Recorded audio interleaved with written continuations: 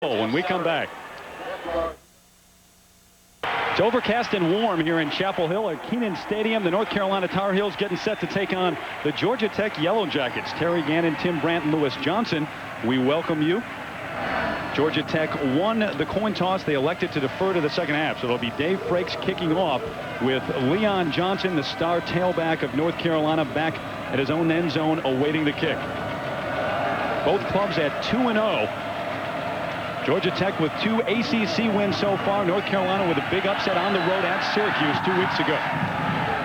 And Frakes' kickoff goes out of bounds inside the 5-yard line. So it'll be a good start for North Carolina, as I'm sure they'll bring it out to the 35. And Tim, an important part of this game, Chris Keldorf, and he's been great for them so far. The junior college transfer, look at his numbers, 218 yards 2 weeks ago against Syracuse, and the ACC Offensive Player of the Week. Well, the best thing about him is he has not made many errors. I mean, you mentioned the ACC Back of the Week. That's because he was 22 of 33, 2 touchdowns against Syracuse, but he's only thrown 1 interception all year. Consequently, what takes place is the fact that, you know, he's reading this new package that the offensive coordinator Greg Davis has put in, and he's adjusted to it quite well.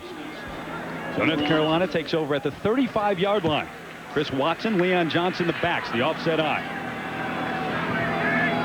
North Carolina with a new offensive coordinator and Greg Davis this year, and they've opened it up. Here's Leon Johnson straight ahead, fights his way for maybe 2 on first down. And the Chili's offensive backs and receivers, Leon Johnson leads the way. The number 2 scorer in Carolina history, number 2 receiver. He is 7th in rushing, and he also is 2nd in terms of touchdowns, and a guy who has had to adapt to the new offensive scheme, but has adapted very well. He has done a terrific job. 8 catches against Syracuse, and then you see the offensive line in front of him. It's a big, strong offensive line, good feet. It's not as big as they've had in the past. When you look at Geathers' 272 and Saturday's 280 and Honeycutt's 280, but they've got great feet. They move, and they've done a nice job. Out of the shotgun, here's Chris Watson with the fake, and Keldorf on the run. The ball is loose and knocked out of bounds, fortunately for North Carolina. Jermaine Miles, the defensive end from Brooklyn, New York, had him on the run and knocked it out of his hand. And the linebacking crew in a good one. Both of these teams really led by their linebackers. And Ron Rogers, 2nd team All-ACC a year ago, and 2nd in the ACC with 145 tackles, right behind Keith Brooking, I should say. Brooking should have been All-Conference. He averaged 13 tackles a game in '95. He's one of the best in the Atlantic Coast Conference. And then Clements has come into his own. He's all over the field. He's a former safety and can run you down from about 30 yards. They love what Jimmy Clements has done so far in the year.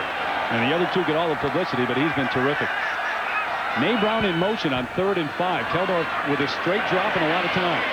Over the middle, complete the midfield. Brown with the catch and a first down for the Tar Heels. Now, May Brown, a sophomore out of Reidsville, North Carolina. As you look at the defense for Georgia Tech, and a solid front 4, but then the secondary really led by Nate Perryman, a 3-year starter, 2nd team All-ACC, and a guy who can flat burn it. He returns punts, he can fly. He led the entire conference in pass breakups. He's one of the best man-to-man guys in the East, certainly in the East and probably in the country. Freddie Jones, the tight end, in motion. The pitch to Leon Johnson. Fights his way and gains about 4 after he was stopped initially at the line of scrimmage by Ron Rogers. Well, there's no question what needs to happen today. UNC trying to establish that running game early on, but as you look at how the 2 teams compare, Georgia Tech only giving up 67 yards on the ground. It'll be tough to run against them today. Well, even though they give up over 300 total offense, if you look at the scoring, they don't give up many points. So you may have a drive like Carolina has right now, where you move the chains once and you eat up some time, but you know, they're pretty good about keeping you out of the end zone. 2nd and 6, Keldorf to throw. He's got a man, L.C. Stevens, but through his hands. And Jason Bostic on the coverage. He knocked it out of his hands. And let's go very quickly up to New York to check in with John Saunders. John? Terry, Alabama against Arkansas in the SEC. It's been a defensive struggle. Freddie Kitchens here, hooking up with Michael Vaughn. 9 yards. Nice little catch as he pulls it out of the grasp of the defender. The Crimson Tide up now by 10 with about 2 left. Terry. All right, John, thank you very much. 3rd and 6 for the Tar Heels at the 46-yard line of Georgia Tech on their first drive of the ballgame. Brown in motion to the near side. They split the back. Straight drop for Keldorf. Over the middle, wide open is Brown. inside the 30 to the 29-yard line. Keith Brooking made the tackle, but Timmy, there was no one around him over the middle of the field. So far, Carolina taking advantage of those great linebackers. They're so active now. They're going to come, and they're going to try to put some pressure. So you watch this. He comes and sits down, and Brown is right there where the linebackers would be. Instead of getting into the hook zone, they came hard. He dropped right behind the linebackers. Mike D had to make the tackle from the safety spot. Gain of 16. When you look at the North Carolina attack, they have actually completed less passes than they did a year ago at this point. Everybody talks about them opening it up, but they have a different scheme, and you talk to the coaches, they're throwing better passes, they say. This one to Chris Watson inside the 25 to the 24-yard line. Mike D made the stop there, but they'll use the fullback out of the backfield. You know what I like most about this is what Greg Davis told us yesterday. Everything's going to be high percentage. It's just the dink and dunk type passes. He's not going for the whole thing. He's not going deep. What they're doing is they're picking their spots in the seams, bringing them around in where the linebackers were, the vacated spots. They're finding their areas, and they're doing it effectively in this drive. It's amazing the effect that the 49ers and all their success have had, not only on the NFL, but college football as well. A little bit of a West Coast offense. Now they go to the I with Watson and Johnson. On 2nd and 4, here's Leon. Looking for room, and there isn't any. What a scrape off by Ron Rodgers from the middle linebacker spot. Came all the way down and made that tackle when the outside guys turned him back in. Sean Simmons, the defensive end, was also there to turn him back in. Watch right in the middle of your screen is going to be number 50. Now the play goes away. Now he'll scrape. See number 50 there? Middle of your screen. Now there he is. Boom. Also on the left side, you got Clements, you got Brooking. All the linebackers come in, and they've got a piece of this. Actually, it's Brooking who kind of plays the inside. It's Rodgers who turns him back into Brookings. Great job by both linebackers. 9th play of the drive coming up for the Heels. They've got a 4-receiver set on 3rd and 6. Out of the backfield, Johnson with a lot of room. He's got a first down and much more down to the 10-yard line. Jason Bostic, the left cornerback, made the stop, but a gain of 17 for the Heels, and they just keep moving down the field. You know, and the Keldorf is in a rhythm now. Watch him. He feels so comfortable, looks so comfortable. He's just not even full arming it. He's just kind of just dinking and dunking, as we said, and putting those real short little passes. And for Johnson, if you get him into an open area like that, here's a slasher, a guy that can really run and pick up that yardage. And so many weapons offensively for the Heels. First down at the 10. I believe it's 1st and goal. Just outside the 10. Here's Leon bouncing outside. Can't get there. They had him by the legs. Good pursuit by that Georgia Tech defense after the initial contact. As good as this Georgia Tech defense is, it has had trouble early on in the ball games. Not so much in the last game, but we saw it against NC State. They fell back 10-0 before the ball game even started. Here they've got good pursuit, though. And again, Brooking is there first. He kind of ties him up, and then here comes Witherspoon, and they all get involved in this thing. This is good pursuit. Look at Rodgers. He takes on some blockers. Brooking scrapes down the line and comes and gets finished off. So 2nd and goal from the 9. Watson in motion. Johnson, the fake. Keldorf out to the tight end. Freddie Jones stopped at the 6-yard line. Nate Perryman on the stop, but they like to go to Freddie Jones as well, and he is a load. Jones 6'5", 255 pounds, a senior out of Landover, Maryland, and a big target. Look at the play action fake and how all the gold helmets go that way. Now you come back in the fold back, and your tight end just drags out into the flat. Tremendous play. Great call by Greg Davis, the offensive coordinator. Boy, has he made a difference in this Carolina offensive scheme. And they've adapted very well and are very confident right now in running it. They can get a first down inside the 1. It's 3rd and 6. Keldorf over the middle through the hands of Freddie Jones. And maybe needed a little more touch on that pass. I'll tell you, the pass was there. Freddie Jones has to make that catch. It was a little bit hard, as you mentioned, but that has to be caught. He was right there.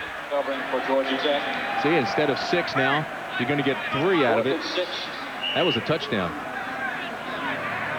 Well, a moral victory for Georgia Tech after the long drive by Carolina. Even if they do give up this field goal, George O'Leary's got to feel pretty good about what they did defensively. You look at Josh McGee, a redshirt freshman out of Pearl, Mississippi, and a try of 23 yards. And it is good. Josh McGee now 4 for 4 on the year. Having a perfect year so far, and the Heels lead at 3-0. Yeah, the Ram is happy right now. The Tar Heels lead at 3-0 after the 13-play drive although it did stall inside the 10-yard line. So both teams walking away from that with some positive feelings. Yeah, I think there's more positive on the other side, though. I think you were right when you said George O'Leary has to feel like he dodged that bullet. You know, giving up 3 points instead of the 7 that it looked like they were going to get is huge for them. Again, you know, they let up the passes, they let them have the yardage, but they didn't give up many points, and that's been the trait of this defense through the season thus far. Now, Brian Schmitz will kick it off for the Heels. Back deep, Charlie Rogers and Chris Haney. High hopes for both of these clubs this year. When they started the season, George O'Leary said he wanted Georgia Tech to win one more game than they did a year ago. They went 6-5. They were just a couple of plays, really, in 2 different games away from being a bowl team last year. Schmitz's kick, a short one. This is Haney at his own 15. Still on his feet, bouncing around and outside the 30 to the 31-yard line. So Georgia Tech will start there on their first offensive series of the ball game, and led by Joe Hamilton, a youngster who has really impressed everyone with all the poise and confidence. A redshirt freshman out of St. Stephen, South Carolina, and a high school player of the year in South Carolina. Playing with Harvey Middleton, the wideout, so they're very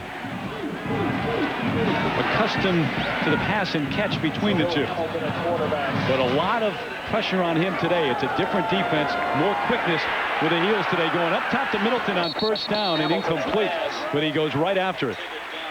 And the Chili starting lineups, the offensive backs and receivers, C.J. Williams, second-team All-ACC a year ago, over 1,000 yards last year, and only needs 98 to be a 2,000-yard rusher. He would be the 6th in Georgia Tech history. But Middleton, a speedster at wideout, a guy who really will haul in the tough catch for you. And Wiley had over 100 yards a week ago against Wake Forest. Curtis McGee leads the way, the senior out of Marshville, North Carolina. 31 consecutive starts for him on that offensive line.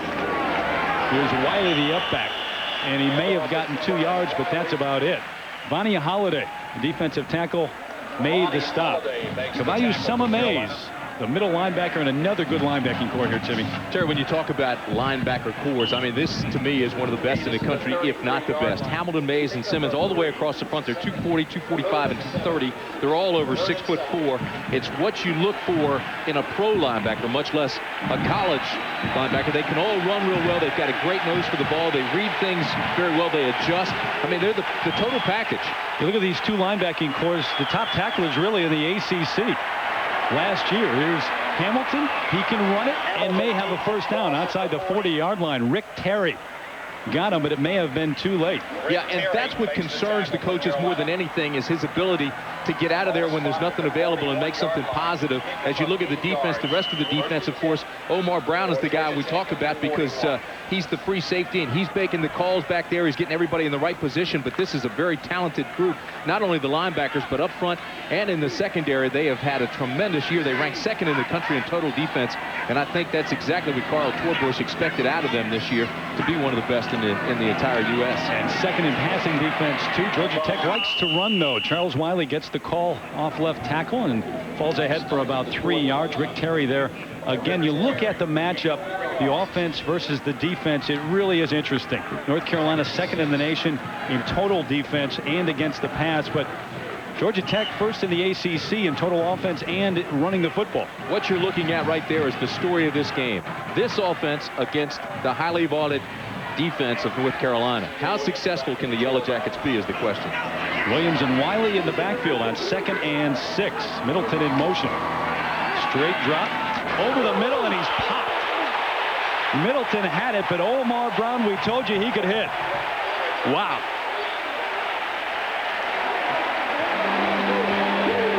It'll make you think about coming over the middle the next time. This is why we highlighted Brown. It's not only making the calls, but he's known throughout the league as a big hitter. This is what you dream of as a secondary guy. Middleton, look at his head, looking back at the quarterback, never sees Brown sitting there with his tail tucked, just ready to explode through his legs and up through the receiver's chin.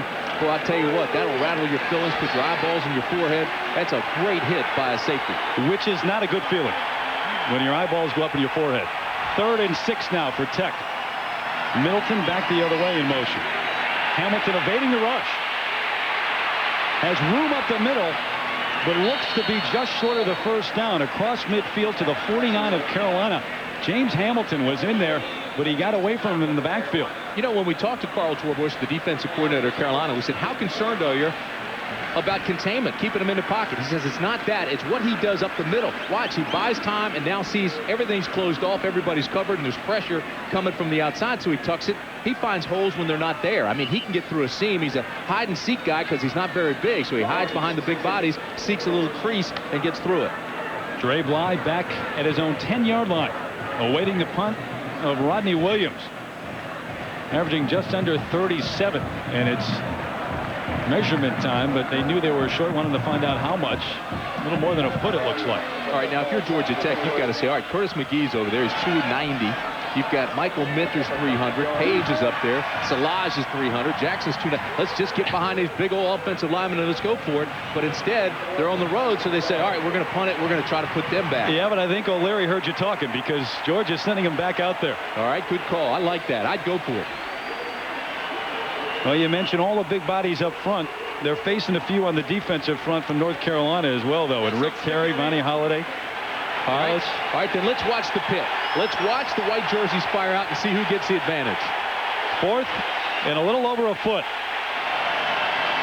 Williams in the air, and he has a first down. We'll see how they spot it, but certainly cross that marker if it's right on the sidelines. You know, they talk about C.J. Williams having that huge vertical leap. Of course, he's a former basketball player at Georgia Tech.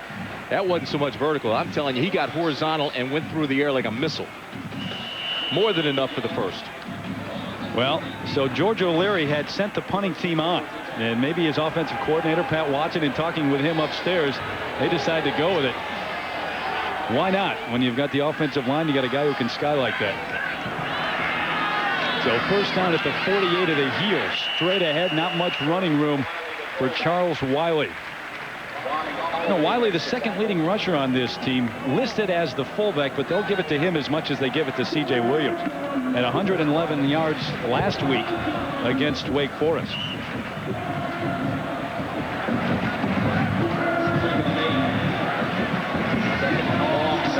You know, Terry, coming into this season, one of the things the coaches were concerned about, sure, their offensive line weighs 290 pounds, but how dominant can they be? So far, they've done a pretty good job. Mike Sheridan in motion to the near side on 2nd and 8. Flags on the ground, though. Out to the tight end, that's Grant Bainham, his first catch of the afternoon, but they're going to bring it back, I do believe.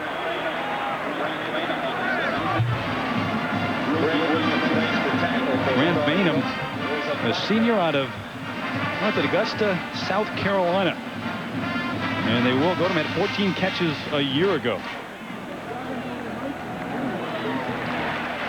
Mac Brown saying, go ahead and walk this one off. Greg Bainham is on everybody's list in the National Football League as a potential tight end in the bigs. He's 6'5", 250 pounds. His dad played in the NFL. Yeah. Well, tonight on ABC, another brand new episode of Second Noah. Then the network premiere of a Police Squad classic, Naked Gun 33 1/3. The final insult. Tim Brandt's favorite movie of all time, starring Leslie Nielsen and Priscilla Presley. All tonight on ABC. Those are great movies. Yeah, they're funny. They are funny. So 2nd and 13 for Tech. Hamilton on the roll near side. Tucks it under. Can't get outside, though. Brought down at the 48, the original line of scrimmage, and they ran him down. James Hamilton showing some speed outside. Showing disrespect for the other Hamilton. Hamilton on Hamilton. Vicious.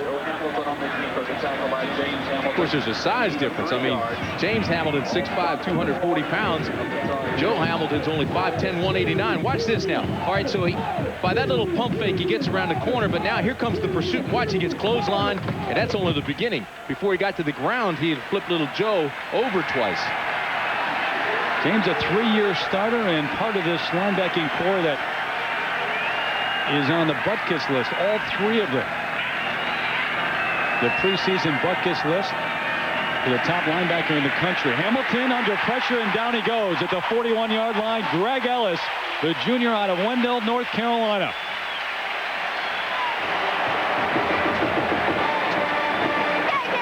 A loss of 11, and Timmy, the pressure and the speed very apparent early on. Speed is definitely what the problem is. All right, now you see there's pretty good coverage here. This is what Hamilton's looking at. So now he's trying to buy time, tries to stay back there, and he does too long. Greg Ellis takes him down with that great speed backside. Ronnie Williams was on a moment ago. Had to go back to the sideline. There's a low line drive kick. Trey Bly fields it at his own 12. Looks to the near side, gets a big block. It tripped up at the 20-yard line. So the Heels take over. They lead 3-0.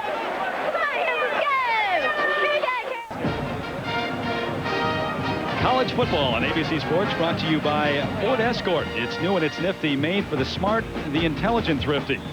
Visa, it's everywhere you want to be. Chili's Grill and Bar, home of the Big Mouth Burgers, and Napa Auto Parts stores. At Napa, we keep America running. Now the bell tower here and the tall pine trees surrounding Kenan Stadium. Beautiful setting here in Chapel Hill. Built in the late 20s, 1927, Kenan Stadium was, in a big construction site right on the backside of one end zone. They're building new football offices for all the coaches, and should be ready in 1997. On first down, Chris Watson, the intended receiver, but incomplete.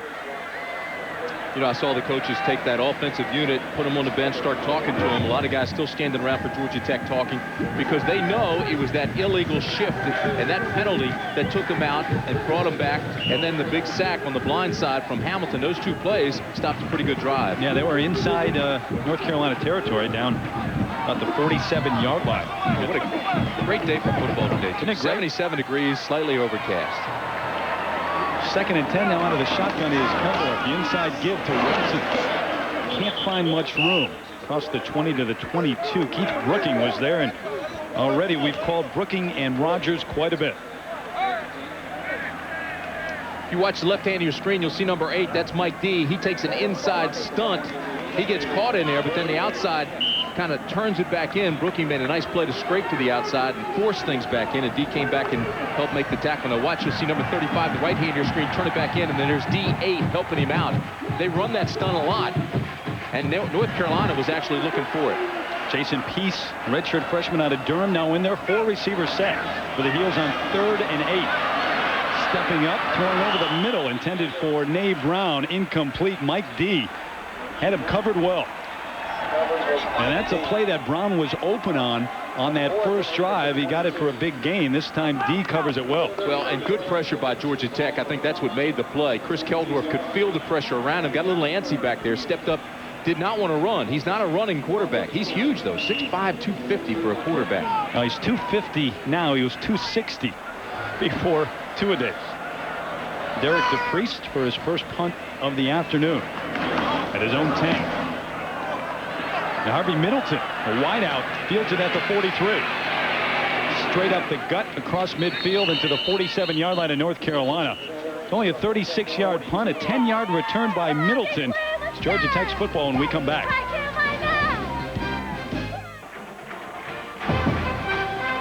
We take you back to last year in the matchup between these two teams. For Georgia Tech, Charles Wiley taking the ball 13 yards up the middle. It gives the Techsters a 20-12 lead, actually 20-10, but the Heels rally in the last minute, make it 27-25. But Ron Rogers with the interception to preserve the Georgia Tech victory. And that was really one of the high points of Georgia Tech season. But on the other side of the coin, Timmy, maybe the low point of the North Carolina season, and they've talked about it since then, wanting to make up for that loss. They felt that really started them off on the downward cycle, and that they felt they should have won that game, that they outplayed Georgia Tech last year. You know, when you look over the last 10 years, the games between these two, they've all been close. I think, what, 8 of them have been a touchdown or less? Yeah. Although Georgia Tech has not won in Kenan Stadium since 1945. On first down, here comes Hamilton on the option. Keeps it inside the 40 to the 39. Although that statistic's a little bit misleading. What have they played, 6 games? I was waiting for that, but it didn't come for a while. Boy, look at Georgia winning big over Wake Forest today.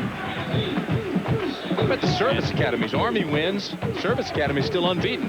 And they won't be happy about 6 miles up the road on the Duke campus. Navy plays SMU a little bit later. That's this evening. Chris Myers now in at tight end, but they give to C.J. Williams, trying to get outside, almost gets there. Has enough for the first down, though. Greg Williams The strong safety had him by the ankle and pulled him down. Boy, and I'll tell you this, if Williams does not have that ankle, CJ is gone, because that was the last line of defense. Another fine run. You know, he's got that easy gliding style and then goes limp, and you think you're bringing him down, and all of a sudden he explodes again, like he just did with Williams. Well, what an outstanding talent he is. He and Leon Johnson, not unlike in styles in terms of that gliding, easy style. You sometimes want them to hit the hole very hard, but that's not their style. First and 10 at the 33. Hamilton play action. Wiley, the only man in the backfield now on 3rd and 18, 4 receiver. Tipped and could have been picked off. But again, Hamilton pressured by Simmons and Holiday and ended up on his backside.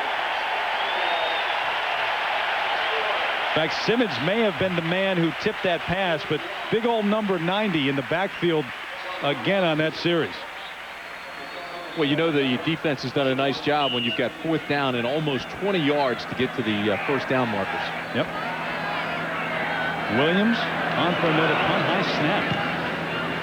Dre Bly watches this one sail into the end zone. Well, they almost had it at about the 1-yard line, but the momentum carried him in. So a punt of 41 yards. He'd like a couple of those yards back. Now, full lineup of college football today, of course, and next Saturday as well. Next Saturday at 3:30 Eastern, 2:30 Central on ABC Sports. UCLA dances with the Wolverines of 8th-ranked Michigan. North Carolina, of course, down at Florida State in Tallahassee. That ought to be a good one. They're trying not to look ahead to that one today. Penn State taking on Wisconsin. Colorado at Texas A&M, who has been struggling. Check your local listings for the game on your ABC station, and the game's available on pay-per-view next Saturday. First down at the 20. Straight ahead goes Johnson for about 3 yards. Yeah, now that's the kind of football you really have to like that. If you're a football fan, it's straight ahead, no fair dodging. I mean, they came right off the tackle. It was straight ahead blocking. You had the linebackers right there, Ron Rodgers and the guys from Shepard and Bradford. And who won the battle? Carolina did. They picked up 4. You know, we talked a lot about the linebackers of each team. But this defensive front, not a bad one of Georgia Tech either. Derek Shepard, a junior of Dayton, Ohio. Big, strong, and extremely quick. Number 92.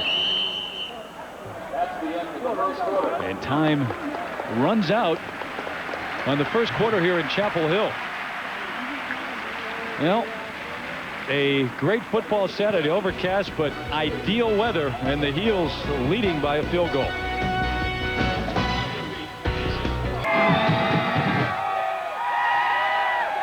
Now the Heels fans here at Kenan Stadium, about 50,000 of them. Did you ever do that, Timmy? No, I can't say that I did. And you know their parents are proud of them. Oh, yeah, absolutely. That fine tuition to Carolina paying off. 3-0. The Tar Heels lead the Yellow Jackets. Low-scoring first quarter, not a shock either. This is one of those games in which Georgia Tech is going to try to run the football on North Carolina. They were able to do it last year with success.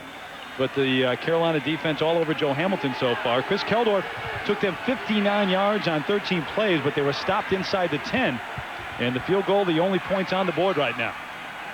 2nd and 6 at the 24. Leon has a hold. Johnson across the 30, and he has a first down. And we send you up to New York to John Saunders. John, what do you have for us? Well, Terry, the Michigan Wolverines trying to avoid the letdown after last week's big win at Colorado. Scott Dreisbach lobs this one in there, hauled in by Russell Shaw. They take a 7-0 lead over Boston College. Terry. John, that was a heck of a catch in the corner of the end zone. How about the Notre Dame-Texas game, too? What a finish, huh? Notre Dame winning with a field goal in the last play of the game. Really hurt our preparation time for this one. We were watching that game up until the end. This one's almost picked off. Boy, great read by Jason Bostic. Number 4 almost had the pick, probably should have, but he had a great break on the ball. You know, if you look at these statistics, the team that has dominated the time of possession has won every time over the last 10 years. So go all the way down to the bottom, look at time of possession. The slight advantage goes to Georgia Tech, and yet they trail in this game by 3 points. And they have yet to complete a pass on the afternoon. No passing yards for Georgia Tech. Mack Brown obviously pleased with the way his defense has played throughout the year so far. And no running room. Straight into that defensive line of Georgia Tech. Tough to run against. Leon Johnson finding things tough against Keith Brookins. You talk about Leon Johnson, though, Timmy, and we talked about the new system in place here. He only had 48 yards against Syracuse in a big win 2 weeks ago, but he's really settled with this system. He said, that's fine. If I don't run as much or get as much yards, as long as we're winning, that's fine. Now, Tech has taken the run away from us, so they bring all their skilled people in, go to shotgun and show pass. Keldorf 0 for his last 4, however, though. Over the middle and dropped. Darren Ashford, the intended receiver, he had it right in his mitts. Good coverage by Jimmy Clements, but you're right, that ball's got to be caught. He still didn't have enough for the first down, so they would have had to punt anyway. So he made 2 mistakes. Didn't get down as far as the chains, and then dropped the ball. So Derek DePriest comes on for his second punt of the afternoon. Harvey Middleton, who George O'Leary is now using to return punts. He was not listed as a punt returner, but he decides to use him. Of course, Derek Stiegel, the all-everything wideout, is out with a torn ACL. Here's Middleton at the 33. Has a seam to the outside and a lot of room. DePriest, the kicker, to beat, and he's tripped up at the 30-yard line. Barely got a piece of him. Greg Ellis had a footer. He was gone.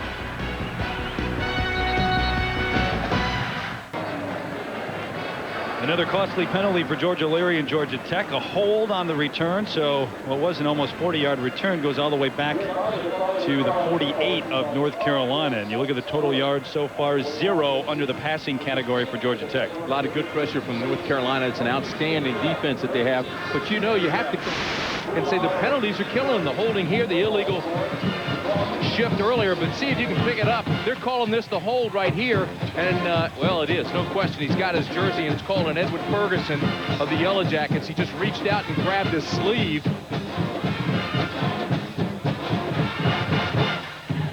That'll drive George O'Leary nuts. Tough Irishman, turned this program dramatically. Former defensive coordinator, took over a 1-10 team. Got them believing they can beat anybody now. Was with the San Diego Chargers. Second go-round with Georgia Tech. He was a defensive coordinator one other time there, but back now is the head coach, C.J. Williams. No running room over the left side. Right at the line of scrimmage, Rick Terry had a hold of him. You know, we told you at the beginning of the telecast that North Carolina's game plan was to load up, to put everybody tackle to tackle and try to stop that run of Georgia Tech's. They're doing that effectively. They are trying to challenge Georgia Tech to beat them with the pass. If you're going to beat us, you're going to have to do it passing the ball. And right now, Georgia Tech has that big goose egg, 0 on the board. They have had no success offensively with the pass. Tech had 536 total yards a week ago, but 309 on the ground against Wake Forest. 2nd and 12. Here is Hamilton on the run. Flags on the play, and a lot of room for Hamilton. Inside the 15, inside the 10 to the 7, but there's a flag down at midfield, and penalties have just killed Georgia Tech here early on. It's holding against the Yellow Jackets again. Timmy, they have had some big plays called back. Oh, a 42-yard run, and they're bringing it all away. Well, not only that, but we talked about the illegal shift when they had a pretty good drive going. Then you had the big return by Harvey Middleton. That was called back because of holding. Then you have this big return or this big run by Hamilton on the option. And now this is called back by holding. Mistakes will kill you. You've got to be fundamentally sound.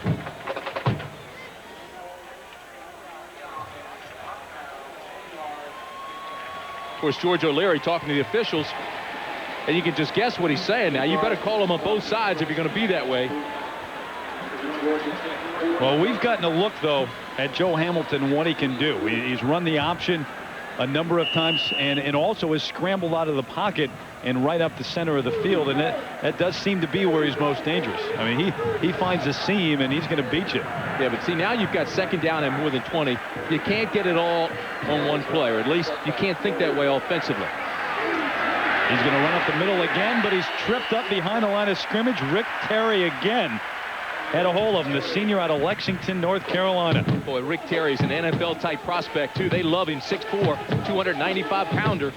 Well, the roar of the Tiger tonight on ESPN. Jerry DiNardo, after a great year last year, leading the LSU Tigers against the Tigers of Auburn at Jordan-Hare Stadium. That should be a great matchup tonight at 7:30, only on ESPN. Tough place to play, and LSU going to find a lot of people in the SEC waiting for revenge this year. Had a great year under DiNardo last year. Hamilton under the gun. Throws behind his man, and it's picked off. Dre Bly with the interception up the far sideline inside the 10 and knocked out at the 5-yard line.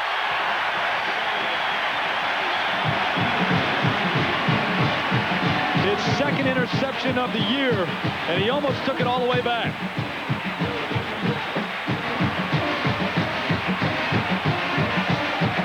Bad decision by a young quarterback. You've got to live through these. You've got to let him mature. He bought time, felt like he could force the pass in there, and he just couldn't do it. He had pressure right from the get-go. He feels it coming, steps up beyond it, but watch. Now he says, hey, I've got to get this thing in there. Tries to force it where there is no room. He goes down, and Bly makes the pick. Look at the coverage here. There's no way he's going to get this in. There's nobody open.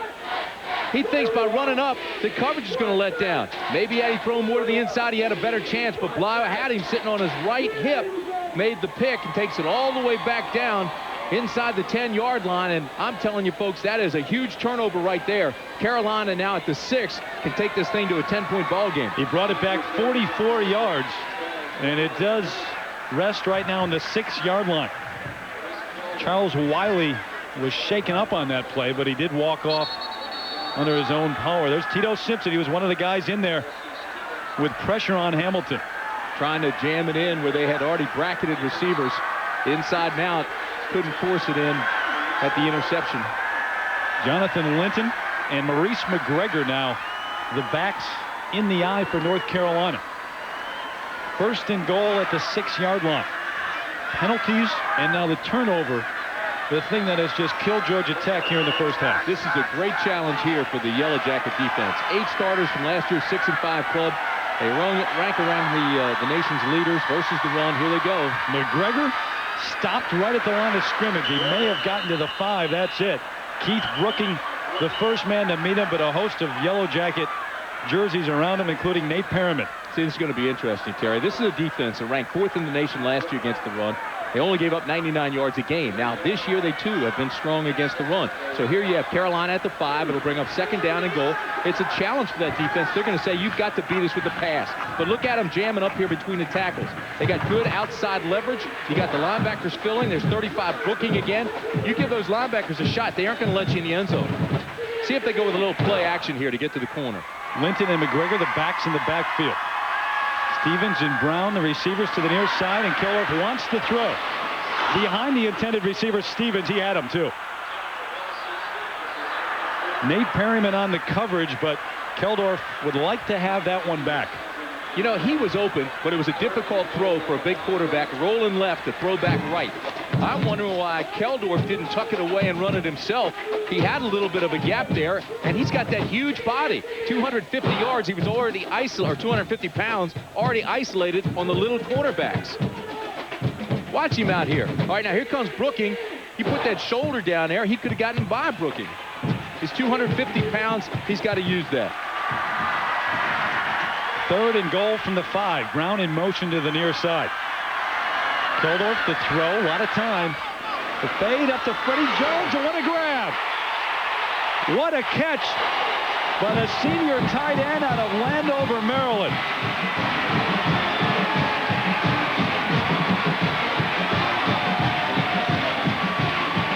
He's 6 feet 5 inches tall, but that wasn't only his height, Timmy. That was great hands on that catch.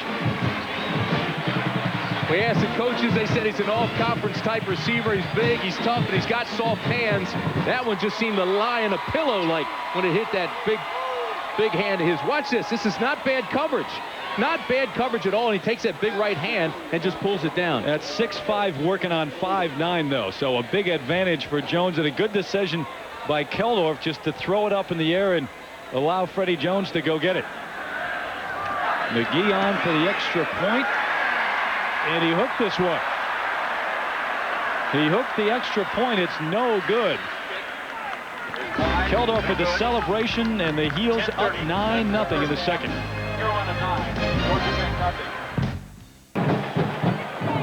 College football on ABC Sports, brought to you by Chevrolet Trucks, the most dependable, longest-lasting trucks on the road, and Burger King, where you can get your burgers worth. 9-0, 10:30 left in the second quarter here. Freddie Jones with an incredible grab, one-handed. You know, during the commercial, we were still talking about it. That was a phenomenal catch. You mentioned they used his size, which in fact they did. He had a size advantage. But the bottom line is the ball was thrown so high that even he could only go up with one hand, and pulled it down with his right hand, and just, that was a phenomenal big-time catch. They say he's going to play in the National Football League. That was an NFL-type catch. Yeah, came into the game with 8 catches and a touchdown on the year. They're using him a lot this year. Here's Brian Schmitz to kick off for the Heels. Gil Brandt, the great scout for years with the Dallas Cowboys, now still in the NFL doing the scouting, is here. Well, he got an eyeful with Freddie Jones on that touchdown catch. Well, you got to like him just for his size, first of all. 6'5", 255, but all ACC last year. He can run. Charlie Rogers returning this one out across the 25, out to about the 29-yard line. So a good return for Rogers and Georgia Tech. And let's go down to the third member of our crew, Lewis Johnson. Lewis, what do you have? Yo, listen, there's a big story that broke this week in Chapel Hill about a man who played a little basketball back here in 1982. He's gone on to Chicago to play a little basketball. We're talking about Michael Jordan, of course. I am joined by Chancellor Hooker here. And what is the big story? Well, the big story, Lewis, is that this week Michael Jordan gave us $1 million to the School of Social Work for an Institute for Families. That's awesome. Now, let's go back up and catch this next play, Chancellor. All right, Lewis, we'll do this very quickly. Go back down to you. First down at the 29-yard line for the Yellow Jackets, trying to get something going offensively. C.J. Williams bounces out a gain of about 3. Lewis? Terry, thanks a lot. Chancellor, it's oftentimes athletes will give money back to the athletic institution, but now he's gone and done something different than that. That says a lot about Michael, huh? Well, Michael has helped Caroline in so many ways, and this is just another example of the way in which he's enabled us to help the working people of North Carolina and the families of North Carolina. Quickly tell me, how has the campus responded and gotten back together after the hurricane? The campus came together beautifully. We called off classes one afternoon. The students all came out and helped clean up the campus. It's been wonderful. Thank you so much, Chancellor. Terry? All right, Lewis, C.J. Williams lost it for a moment, barely got it back.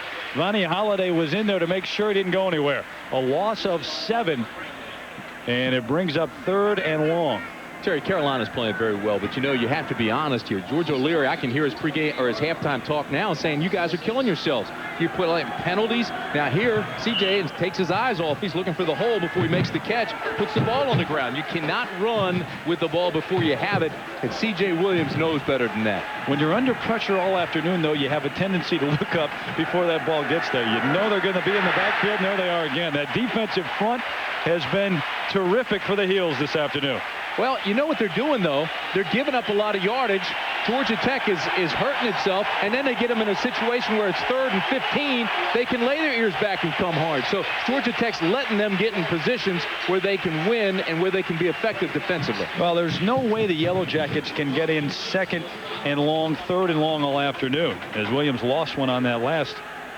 And here's Rodney Williams to punt away. He does, but they don't have the kind of firepower offensively, and Hamilton not the veteran thrower that they need to come back from that. Dre Bly going backwards now to the near side. Picks up a block, but it's not enough.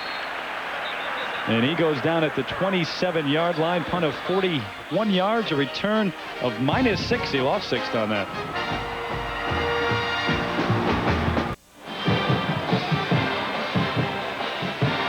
Kenan Stadium, Chapel Hill, 9-0. Tar Heels leading Georgia Tech. Boy, that guy right there, Terry, he has had a spectacular first quarter. There are 9 points on the board for Carolina. But when you look at Keith Brooking, the linebacker, he has been on almost every tackle and has made some big stops that could have gone for big plays. First down for the Heels. Maurice McGregor gets the call and carries a couple of people out to the 29-yard line. McGregor, the backup for Leon Johnson, a junior out of Marietta, Georgia. Scored his first college touchdown against Georgia Tech a couple of years ago. Well, next Saturday at 3:30 Eastern, 2:30 Central on ABC Sports. There is your lineup. A good one. UCLA in Ann Arbor to take on the Wolverines. Carolina, of course, travels to Tallahassee. Penn State, number 5, against Wisconsin. And Timmy and I will be in College Station to watch Colorado and Texas A&M. Check with your local cable operator for the games available on pay-per-view as well. Keldorf under pressure, and he's going to go down in the backfield. But again, a great play by Jermaine Miles. Just used a power move and just pushed old Thomas back into the backfield there. Of course, Miles was the sack leader last year. Junior college transfer from Nassau Community College in New York, but he was an All-American as a junior college player. He's 6'5", 261 pounder, and I tell you, he is just a load. The youngest of 8 children in his family. You mentioned he led them in sacks last year, and look at the total yards, 16 for Georgia Tech. Youngest of 8, so he knew the meaning of a depth chart before he ever played sports. You got it. Miles with 3 sacks already in this young year. Keldorf, a lot of time over the middle. Nate Brown, the intended, but he may not have been the intended. He was there along with Jason Peace. There were 2 receivers in the area. Now the Irish with a big win in a big game. Number 9 and number 6. That's as big a game as Texas has had down in Austin in a long time. Yeah, and Texas was seemingly in charge late, and then Freddie Brown threw the, or James Brown rather, threw the interception. They came down and tied it, and then got the field goal in the last play of the game. Big win for the Irish. Like Brian Schmidt's now on for the punt for DePriest, who was punting before. This one back to the 30. Harvey Middleton bounces outside, and the ball is on the turf, but it was out of and another flag on the sideline as well, and another flag. Yeah, 41-yard punt, but that yellow flag is something that the Yellow Jackets have seen much too often on the turf here at Kenan. Well, I tell you what, George O'Leary is going to be hot. That's another penalty that has just killed field position for him. He has not been able to get the field position that at times it looked like his team has.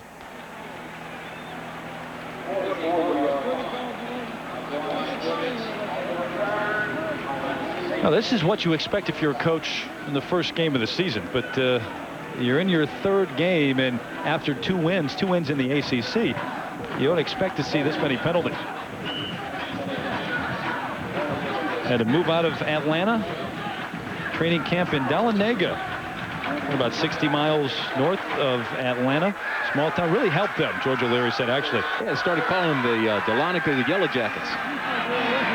And Rogers this time bouncing outside the 40, a big gain to the 46-yard line. Rogers, a sophomore out of Cliffwood, New Jersey, tripped up by James Hamilton, but a gain of 23. And Tim, that's what you were talking about earlier. They've had some big gains and found some holes in this North Carolina defense. The penalties have just hurt them. Yeah, and C.J. Williams started to take a beating a little bit, so they bring young Charlie Rogers in. He's the sophomore out of Cliffwood, New Jersey. Tremendous speed. He had 99 yards against Wake Forest last week. We got a sophomore in Rogers and a freshman now in Virgil Johnson at fullback. First down at the 45, and here comes Rogers again. Pretty good gain. It's interesting. You know, he's not that much different than C.J. Williams. But what he did is, for instance, C.J. had a tough time getting going last week against Wake. So they put Charlie Rogers in. And whatever the changeup was, whatever the difference was, even though he's a little bit smaller, they're both very quick, he had those 99 yards, and it really made a difference. And being led right now by Johnson, the freshman at the fullback spot, a guy out of Fayetteville, North Carolina. A lot of recruits from North Carolina on this Georgia Tech roster, and of course the Heels load up in this state. 2nd and 4. Hamilton gives to Rogers left side again. He's got some running room. Can't get to the first down marker though. Omar Brown hit him and made sure he didn't get to the 45. He, along with Brian Simmons, the stop, and it brings up 3rd and a long 1. Omar with that 15-pound advantage in that matchup, and he made every pound count, because it looked like Rogers was going to get to the sticks, and it looked like Rogers certainly had the momentum, and Omar just took him sideways. C.J. Williams now in, and they bring in Matt Guba. Full house backfield. Here goes C.J. Has the first down, but he's popped. Omar hit him. I'm going to tell you something. Oh. Omar Brown knows the difference between come here and sick 'em. I mean, he levels people. But Williams moves the chains for Georgia Tech. Well, Monday night at 8 Eastern, Dominique Moceanu and some of her solid gold American Olympic teammates get together with the world's best gymnasts. An hour of dazzling exhibition performances. The Tour of Olympic Gymnast Champion And then get ready for Dan Marino and the Dolphins. They take on the 3-0 Indianapolis Colts for the lead in the AFC East. ABC's NFL Monday Night Football on Monday night right here on ABC. Terry, you're right. Too many flags for a ball game like this. Both clubs 2-0. Both clubs trying to make an impact in the nation and the standings and also in this conference. And right now it's a sloppy ball game. And most of the infractions have come against Georgia Tech. I think it's going against Carolina, though. Looks like they jump first.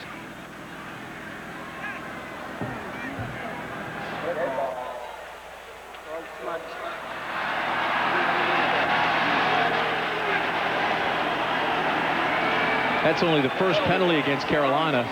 Georgia Tech has had 4 big ones.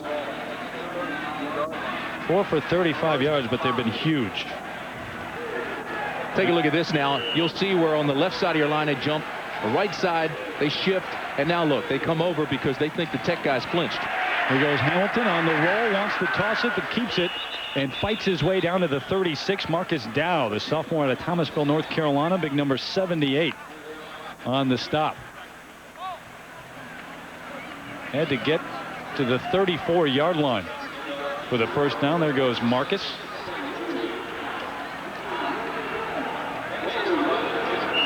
Now, what you have to be impressed with, too, from Georgia Tech, Tim, is Joe Hamilton's ability to tuck it and run and make those decisions when to keep it and run.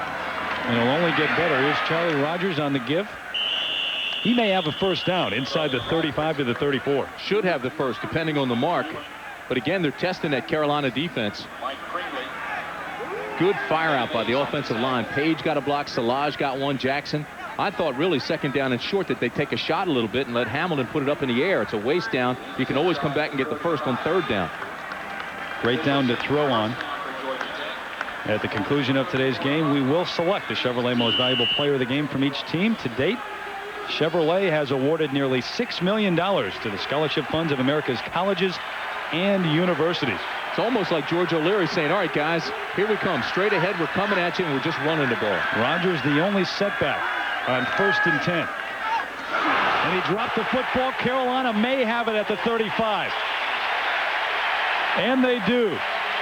Brandon Spoon, number 44, it looked like he got there. And another big break for the Tar Heels. Boy, you know, you've got to like the Tar Heels, but at the same time, Georgia Tech's just giving them the ball game. Watch this. Joe Hamilton does not get the ball to where he should. He's reaching there. Actually, he does. He puts it right on the 3, and it hits the breastplate off the shoulder pads. Consequently, Charlie Rogers never gets it. I didn't think Hamilton got there originally, but he obviously did. Put the ball right on the number 3, but he put it up high, and it came off the chest plate. Well, you got a redshirt freshman and a sophomore as you had a look at Brandon Spoon, but George O'Leary cannot be happy with the way his team has played. They really haven't played that bad. It's just been mistakes. As North Carolina takes over, not much running room there, but it's 9-0 with about 3.5 minutes left in the first half, Timmy, and an odd first half because you get the feeling that Carolina has done anything but dominate this first half, but that's the story right there. Georgia Tech's turnovers and penalties. See, now I don't think North Carolina has dominated. I'm saying you get the story that they've done anything but dominate. Absolutely, they have not. Yeah, good point. I think. Thank you. Whatever you said.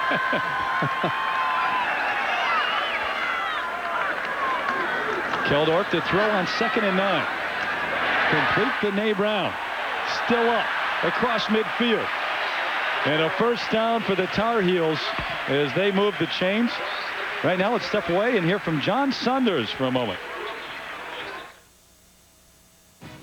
Coming up on Valvoline Halftime 96, I'll be joined by Todd Blackledge. We'll have all the day's scores and highlights, including the thriller of the year thus far between Notre Dame and Texas. It went down to the wire. It's coming up on Valvoline Halftime 96. What a game that was, too. Good one going on here, too. 9-0. Nay Brown in motion to the far side. Here's Leon Johnson looking for room. Not finding a whole lot. Mike D, the strong safety, played a little free safety as well, but he's been a 3-year starter. He got there first. You have the feeling that Carolina is having a tough time running the football. But the passing game's been very solid. They scored with the touchdown pass to Freddie Jones. Also, just before this play, they threw the pass to Nay Brown. That was an outstanding play. Nate Brown just did a little hook, but Keldorf put it right there for him. So the passing game's been clicking. See if they go a little bit more to that. Just over 2 minutes left until halftime. 2nd and 7 for the heel. Keldorf. This one tipped up in the air. Watch out. Still tipped and incomplete. How did anyone not get that? I mean, Shepard tipped it at the line of scrimmage. And then about 4 guys. You had a bet on that being caught or intercepted, one or the other. Then it's a jump ball. Everybody goes through the old tip drill at practice. That one was up so high, I think 3 or 4 guys had a chance to get it. I'm surprised Keldorf didn't find the lane to throw it, though. He's 6'5". Keldorf, a great story, really. A guy who has been so patient, went to Utah State. They wanted to make him a tight end. Transferred to junior college, went to a couple of different junior colleges. Went to Dean Smith's basketball camp a few years ago, loved the campus, and now here he is starting on a major college level. This one incomplete. L.C. Stevens, the intended receiver. You know, in this new offense that Greg Davis has brought with him when he came to Carolina and Mack Brown's working with him, the receivers have an option. If the defender plays you inside, you go outside. If he plays you outside, you go inside. If he's playing you soft, you hook. That time Stevens went to the right and Keldorf threw to the left. So it was a misinterpretation of the new offense. Not much chance for timing on those patterns in terms of that break until that receiver makes his decision which way he's going to go. Nate Perryman back and watches this one settle inside the 10-yard line.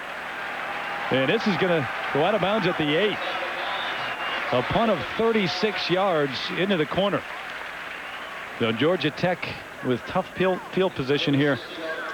And 1:41 left until halftime. Now, the other thing about North Carolina's offense, not only is Keldorf a new man on campus and a number of other youngsters there, but Octavius Barnes, who injured his knee last year, the bowl game, he's a guy who had more receiving yards in his first 2 years than anyone in Carolina history. But he comes back, and it takes him a while to work into this system because it's an entirely new system to him as well. Now the clock becomes a factor for Tech with 1:41 left in the half.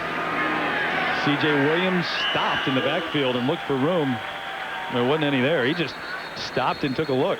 No, and Pat Watson's up here in the booth, and Pat Watson's knowing, hey, look, the offense is backed up here. They're inside the 10, down by the 5. Timeouts taken by Carolina here because Carolina wants to get the ball back and have a chance. But this is what I was talking about in the new offense. Now, you see Keldorf is trying to read Stevens. Now, I'm going to ask you to stop this as soon as they come and stop right there. And see, Stevens was coming this way. The ball was thrown out there. And then when the ball finally was read by Stevens, then he tried to go get it. But it was too late because he broke and then had to come back and get it rather than just taking a break to where the ball was. It was a misread. The quarterback and the wide receiver have to be on the same page in this new offensive system they're running. And the receiver has all of the options. Now, this is what Pat Watson right here, the offensive coordinator at Georgia Tech, saying, hey, look, we're backed up, but we're going to have to throw the ball. We want to use the last 1:33 of this clock effectively and try to get some points on the board, but we don't want to give them another opportunity to score. So he's just trying to, the first play he kept on the ground. We'll see if they're going to throw it here at all. The timeout continues. Let's step away and hear about some upcoming shows on ABC from New York.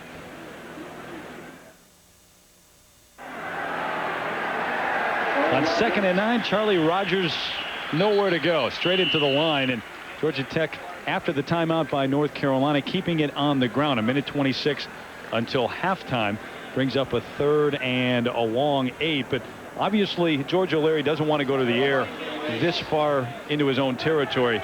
Joe Hamilton 0 for 4 with 1 interception. He may have to keep North Carolina from getting it back here, try to move the chains. Well, Jimmy. Carolina takes another timeout, feeling very strongly that they're going to get it back. They know they've got this defense. It's ranked number 2 in the country. It's got Georgia Tech held here now to 3rd and very, very long, almost 8 yards.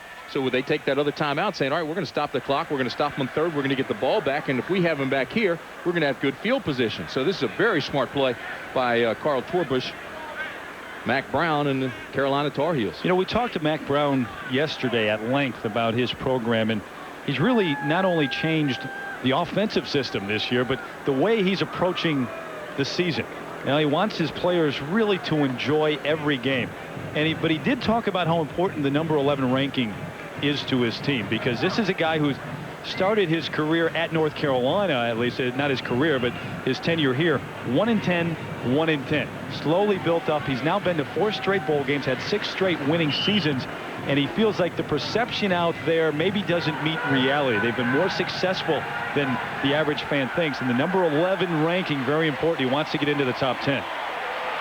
3rd and a long 7 here, almost 8. Hamilton straight drop. Now wants to run. Not going to happen. Dropped at the 11-yard line, so the Heels will get the football back after the upcoming punt. Carolina thought they had a fumble there, and the official said no, as he was down, his knee had touched. So the Tar Heels are going to get it back in outstanding field position here, and still a lot of time left. And they take 13 by taking those 2 timeouts, and this timeout here, you know, they left themselves a lot of time to work with for Keldorf. Well, I've known Mack Brown a long time, and I tell you what, he has done a marvelous job here at Carolina, as you mentioned. I mean, the biggest thing I can see is the kids believe that they can play with anybody. It's really similar if you look at the 2 programs, not on a year-to-year basis what has happened and the success, but you know, Mack Brown 1-10, 1-10 his first 2 years here, now building up the program. Georgia Tech won a national championship, or a share of it, back in 1990. George O'Leary took over with 3 games left a couple of years ago, and the program really struggling. They were 1-10. He goes to 6-5 last year. That's a great turnaround. Northwestern, the only team that really turned around more than Georgia Tech did last year. Anytime you see a coach come in and turn a program around that's really struggling, 9 times out of 10 they do it with defense. They build and rebuild their defense, make that the focal point. Then they start getting the skill position they need to run the offensive attack. But it always starts with defense. Both of these coaches have done it. Everybody that's ever been successful turning a program around has done it with defense. Does Carolina go after Rodney Williams here, or do they set up the return? I would set up the return. They've had some success with that here in the first half. Dre Bly back at his own 48-yard line. Line drive punt. Here comes Bly. And down at the 37, Curtis Holloman made the stop, a punt of 35 yards. Bly brought it back 8, but now you've got a minute 4 to work with. They tried to set up that return. They dropped Bly off. They had a middle return formed because of the line drive. It gave him a running start, but at the same time didn't allow the wall to set. And so Georgia Tech had pretty good coverage. And this is where Georgia Tech, as you look at Dre Bly limp off the field, they can ill afford to lose him. Starting defensive back, but this is where Georgia Tech really has to realize they're only down 9. I mean, there's still very much in this game. In fact, I mean, less than 10 points. You can't lose your concentration and try to stop Carolina here before the half. Watch the end of this play. You'll see where Bly gets hit. Plants that left foot. Now here comes the hit, and it hits him right above the knee into the thigh. 4 receivers set now for North Carolina. 1st and 10 at the 37. Keldorf with a lot of time. And complete to Darren Ashford at the 30. They use their timeouts, remember that. So Keldorf hurries up his team at the line of scrimmage. Not enough for the first down, so the clock continues to move. 49 seconds left.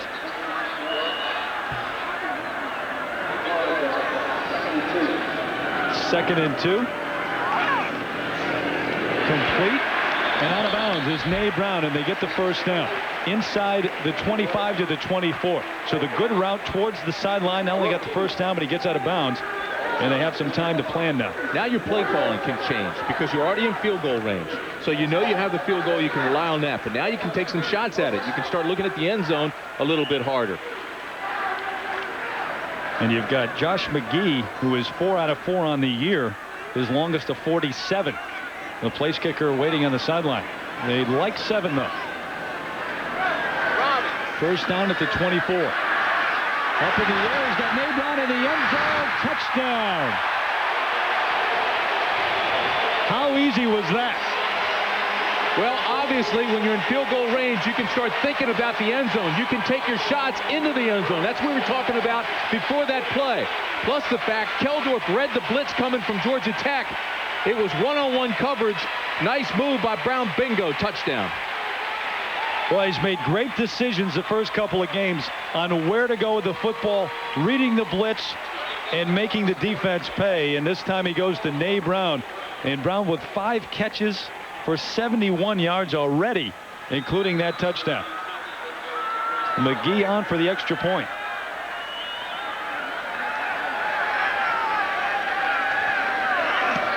This one straight through after hooking the last one. So it's 16-0 North Carolina with the lead, and just 30 seconds left here in the first half. And that a backbreaker for George O'Leary and his troops. Getting the ball back after the stop and the quick strike for the touchdown. And Brown's first career TD. All right, go ahead and let it roll. Now, Keldorf right now can go ahead, and he sees the blitz coming. Now, stop it right here. Here's your linebackers. Here's Brookings. Stop the play, and you'll see Brookings there on the right. All right, go ahead and let it roll now. You've already passed that, but it's one-on-one coverage down here. Brookings had given a stop-and-go move. This was predetermined. He read the blitz and just put it up in the air. A lot of air under the football to let Dave Brown run under it. Touchdown. Good read. He was thinking the same thing we were up here in the booth. It was already in field goal range. Take your shots now. Try to get into the end zone. If you can do that, fine. If you can't, you've got the field goal. Very quickly, let's go to Lewis Johnson down on the field. Lewis. Terry, thanks a lot. Listen, North Carolina cornerback Dre Bly has just been diagnosed with a left bruised kneecap. Now, doctors have checked him out. They've actually already sent him off the field. He's heading to the locker room, but they do expect him to make it back here in the second half. Guys? All right, Lewis. So I guess good news for North Carolina in that it's nothing more serious than that. He's going to play in the second half. And across the 30 up to the 32-yard line, Chris Haney. With 25 seconds left here in the half, you expect Georgia Tech just to run the football off tackle a couple of times and try to regroup in the locker room. Well, and protect the ball. And George O'Leary knows that most of this was brought on by his own team. He knows that their mistakes have given North Carolina an opportunity. When you're playing a great football team or a very good football team and a well-coached football team, you can't put the ball on the ground, you can't turn it over, and you can't make penalties. Otherwise, it's like their offense is running downhill. And in a way, fortunate to be down just 16-0 right now, the way they've turned the ball over. Williams into the line, should be the last play of the first half. North Carolina out of timeouts. They used all three on the last defensive stand to get the ball back.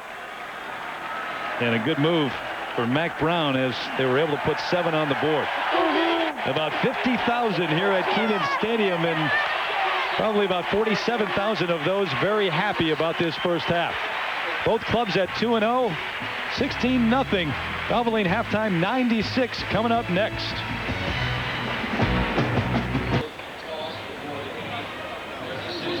North Carolina making a bid to get into the top 10. They are ranked 11 right now, but an impressive first half. 16-0 over Georgia Tech. Terry Gannon along with Tim Brandt, Lewis Johnson down on the field. And Timmy, even though Georgia Tech didn't help themselves in the first half, Carolina very impressive so far. Well, Carolina has been impressive. I mean, the defense is ranked second in the country, and they put up the big goose egg at halftime, and although Georgia Tech helped them tremendously with penalties and 2 turnovers and interception that actually led to a touchdown, still, it's the defense doing the job. The only thing they're asked is to keep that 0 on the board, and they've done that. And Chris Keldorf very impressive as well in the first half, Tim. The 5-yard touchdown pass to his tight end Freddie Jones in traffic with the one hand. That's 6'5", 255 pounds going up in the air with the one hand, and a great touchdown catch. And then after the turnover, North Carolina coming back as well. Nay Brown, his first touchdown of his career at North Carolina. Very impressive. That was very easy. You know, he read the blitz, he got it to the corner of the end zone, and Keldorf has done a great job running this offense so far this year. Well, you said it was easy. I can tell you how easy it is. We knew that's when you go to the end zone. You throw the pass to the end zone because they were already in field goal range. If you look at these statistics, folks, I can tell you right now, North Carolina, they really get credit for big plays and capitalizing on Georgia Tech mistakes. 4 penalties and 2 turnovers, though, and an interception led to a touchdown, so Georgia Tech has helped them. Now, Georgia Tech has held Carolina to 26 yards rushing, but they've given up 108 yards passing. So what you have is Carolina taking advantage of what Georgia Tech is giving them, and it's been very, very successful to this point. Georgia Tech leading in terms of time of possession by about 3 minutes. That's really been the story in the last couple of matchups, but not today. Charlie Rogers, Chris Haney back deep to await the kickoff of Brian Schmitz. And the second half is underway here in Chapel Hill. Rogers at his own goal line coming out. Has a seam. And across the 35 to the 37-yard line, Brian Schmitz, the kicker, made the tackle, so good field position for Georgia Tech starting their first series of the second half. They need to do better than they did on their possessions in the first half. Yeah, and this is where we give all the credit to North Carolina. But again, Georgia Tech had 4 penalties mixed in with all of that took away first downs, that made them punt. Also, the turnovers that led to those touchdowns. Let me tell you this, out of those 4 penalties, over 100 yards of all-purpose offense. And to bring back a nice return by Harvey Middleton on a punt and a long run by Joe Hamilton. Here's C.J. Williams on first down, finding room over the left side, and he's out to the 44-yard line. Good gain of about 7 to open up the second half. Kay Mays in there along with Brian Simmons to stop him, and it's been tough going for C.J. Williams in the first half. 10 rushes for about 3 yards. That's all he's gotten in the first half. Now he's up to about 10, but he needs to be able to run a lot more than he's been able to. Well, C.J. had a tough time last weekend, too, but Charlie Rogers stepped up and had 100 yards against Wake. Chris Myers, the tight end, in motion. Here goes C.J. trying the left side. Got a first down, knocked out of bounds at the 49-yard line, so they keep it on the ground. Omar Brown, the free safety, was there to knock him out of bounds. But one of the things that's hurt Georgia Tech, Charles Wiley was banged up on that interception by Dre Bly in that return down inside the 10. He has yet to return. They've got youngsters leading the way. Philip Rogers, another one who's a backup fullback, is not playing today. He's had a pinched nerve, so you go all the way down to Virgil Johnson, who's a freshman. Step back to our meeting yesterday when we were talking to the defensive coaches for North Carolina. They said they were really concerned about Charles Wiley. That's the one that concerned them. And now he's out of the game with an injury. On first down, Williams on the roll. Looking to pass, but now tucks it and runs. Still on his feet inside the 30 and down to the 27-yard line. Timmy, he had 2 or 3 of those in the first half, mostly right up the middle of the field, this time to the outside, and no flags on the ground, fortunately, for George O'Leary this time. Oh, but how slick is he on that run? He had 3 tacklers miss him on his own moves without blockers.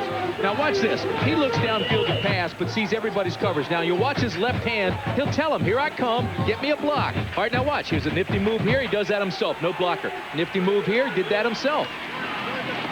Williams tripped up, and I think he tripped over his own feet and may have lost a couple. Williams, a junior out of West Point, Georgia, 6'1", 211 pounds. You mentioned the vertical leap earlier in the game. A vertical leap of about 40 inches. Also played for the Georgia Tech basketball team, nailing threes up the road at Reynolds Coliseum against NC State. Got a lot of playing time, too, because when Barry went out, he became a starter and was an integral part of the basketball team at Tech. Bobby Cremins was glad to have him. Now, he did pass up this past basketball season to work on football.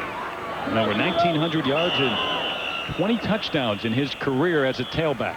Now, see, there's still 9 left on the play clock, but they moved, and you're going to have motion, illegal motion against them again, or an illegal shift, probably the motion, and then move them back. So another penalty hurts them. Or was there a timeout? They called a timeout before the penalty? Tech. They did. They got the timeout. There were flags on the ground. That's what I thought. Yeah. They were all picked up? And there are no flags on the ground right now.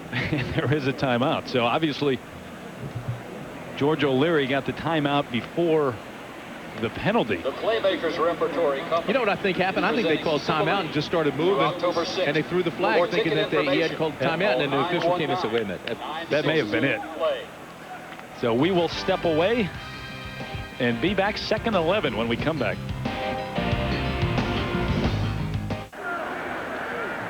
Find out who's for real and who the pretender is. Monday night, battle of 3-0 teams. Jimmy Johnson taking on the Colts. I think it's still too early to say that, but it's a pretty good matchup of unbeatens. And you remember how Miami got off to that quick start last year. I think they were 5-0 and then fell on their little tushes. But I think Jimmy Johnson's changed all that. Second down and 11.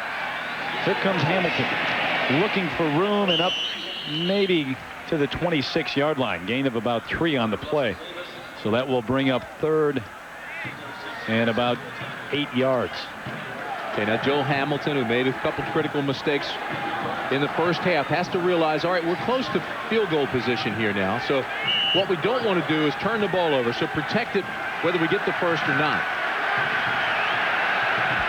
Third down and 8. Middleton wide left along with Conrad Daniels. Mike Sheridan to the near side. Think pass if you're defense. Daniels goes back in motion.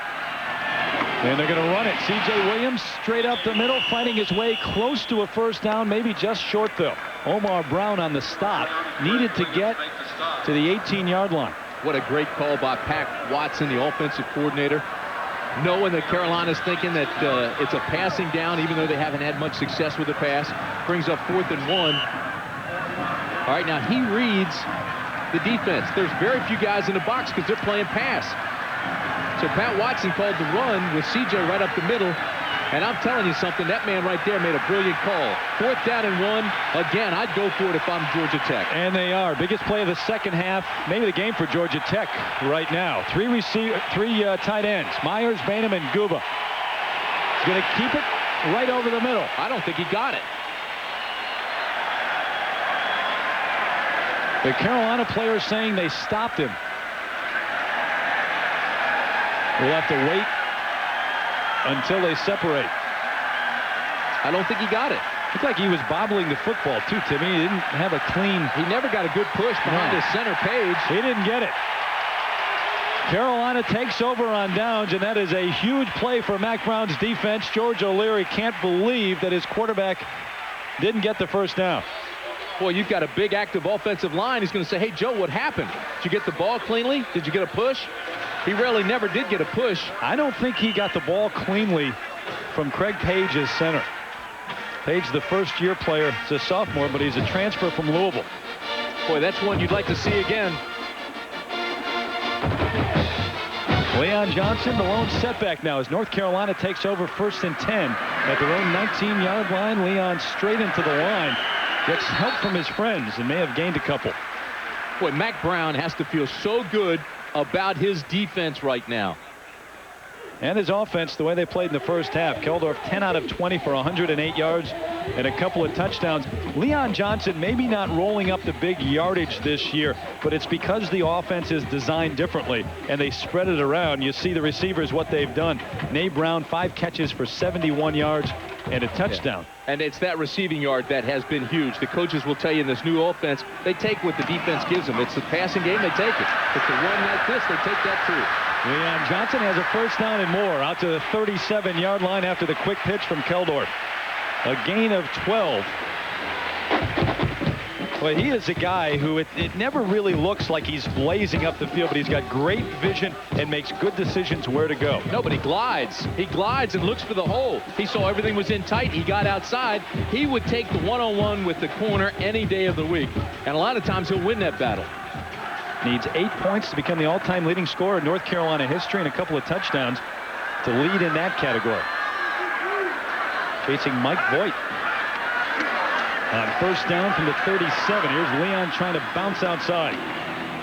Won't get there, down at the 39, and there's a flag right at the 39 as well. It'll be a hold against the heels.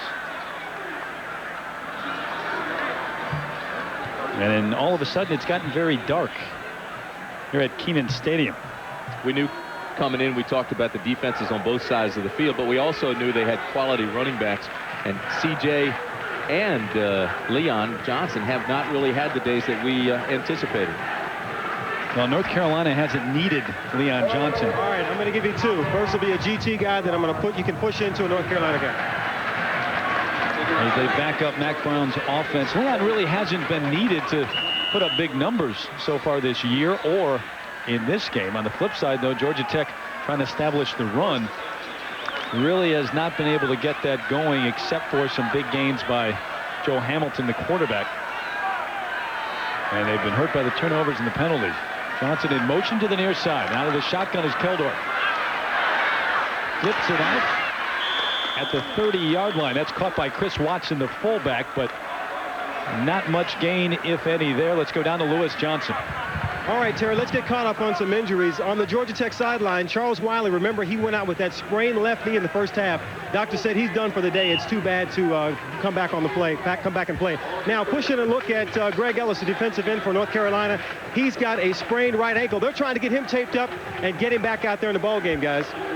All right, Lewis Ellis, an all ACC performer a year ago, part of that defensive line that's been terrific so far this year. 2nd and 17. Ball resting on the 30-yard line. Out of the shotgun again. Slings it out to Leon Johnson. Hit at the 35 by Mike D. And what a hit. Just short of the original line of scrimmage. Another flag in the backfield. This was thrown down near Keldorf.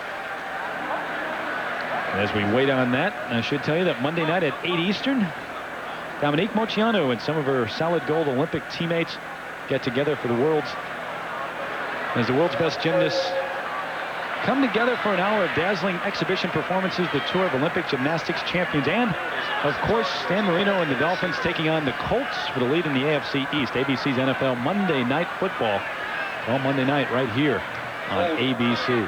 Terry, this is holding against North Carolina, so Georgia Tech gets the break here, and the Tar Heels now backed up all the way to about the 13, 14-yard line.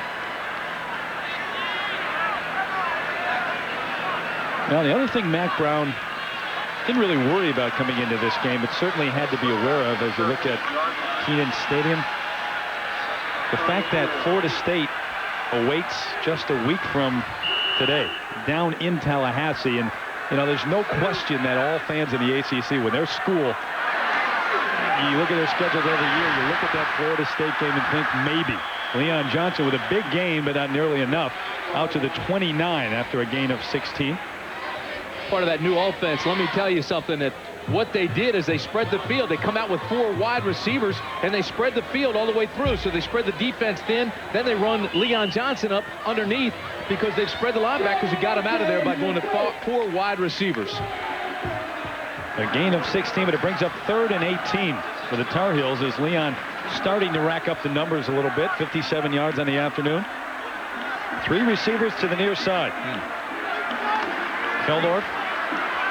A lot of time. Now his time is gone. Ball's on the ground. Flag's on the ground. And I believe it's going to be holding again against Carolina. He got the ball back. Dan Witherspoon came in to pressure Keldorf, and it is another hold against the Heels. Boy, Mac Brown is just beside himself. You know, this is something that Georgia Tech did in the first half. Now his ball club's starting to do it. It's been a sloppy game, not well played because of penalties and turnovers, but watch this. I mean, again, this is where they get tied up. You look at number 95 right there. That's Miles. There were 4 flags down on both sides, 2 on each side. Keldorf fortunate to get the ball back. Georgia Tech will decline the penalty because it was a loss of 9, and it is now 4th down. In fact, it brings up 4th and 27.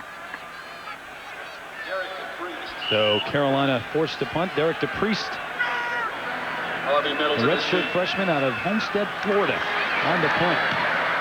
They had 2 punts blocked in the Syracuse game. It was Harvey Middleton. The fair catch at his own 37, a flag at the 20, yeah. So a flag back at the North Carolina 20-yard line, and it's been a flag fest so far on this series. Legal procedure against the Heels. 43-yard punt. And George O'Leary wants to take the penalty. Sure, absolutely. He says, hey, let's move him back even further. Of course, he got the fair catch, didn't get a return anyway, so he wants another shot at it. Let's move him back, make him punt again. Maybe we can get a return out of this thing. Legal procedure penalty. Yeah, think about the job that O'Leary has done so far at Georgia Tech. Of course, today the penalty is a big part of the struggles in the first half. 4 for 35 yards, but that doesn't tell the story because they had 2 big runs, 1 on a return, 1 on a run by Hamilton, the quarterback, and over 100 yards that they lost. Yeah, but nobody will remember that. They'll see that Carolina spanked Georgia Tech if the score stays this way. George O'Leary is trying to change all that. And now DePriest just outside his own goal line. And Middleton back at his own 43-yard line. And this is a good one. They'll get a return, though. Middleton back to the 34. And not much of a return. Good coverage by the Tar Heels. He's dropped at the 43 by K. Mays. 51-yard punt and 8-yard return. College football on ABC Sports brought to you by Pontiac and your local Pontiac dealer. We are driving excitement. And just for men, blends away gray in 5 minutes. 16-0.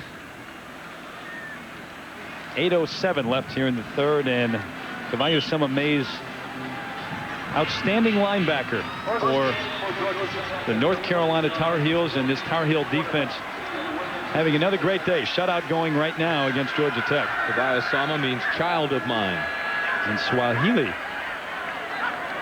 First down at the 43. C.J. Williams burst through on the left side of the line, gained maybe 3 or 4. Marcus Dow, the sophomore out of Thomasville, North Carolina, in on the stop.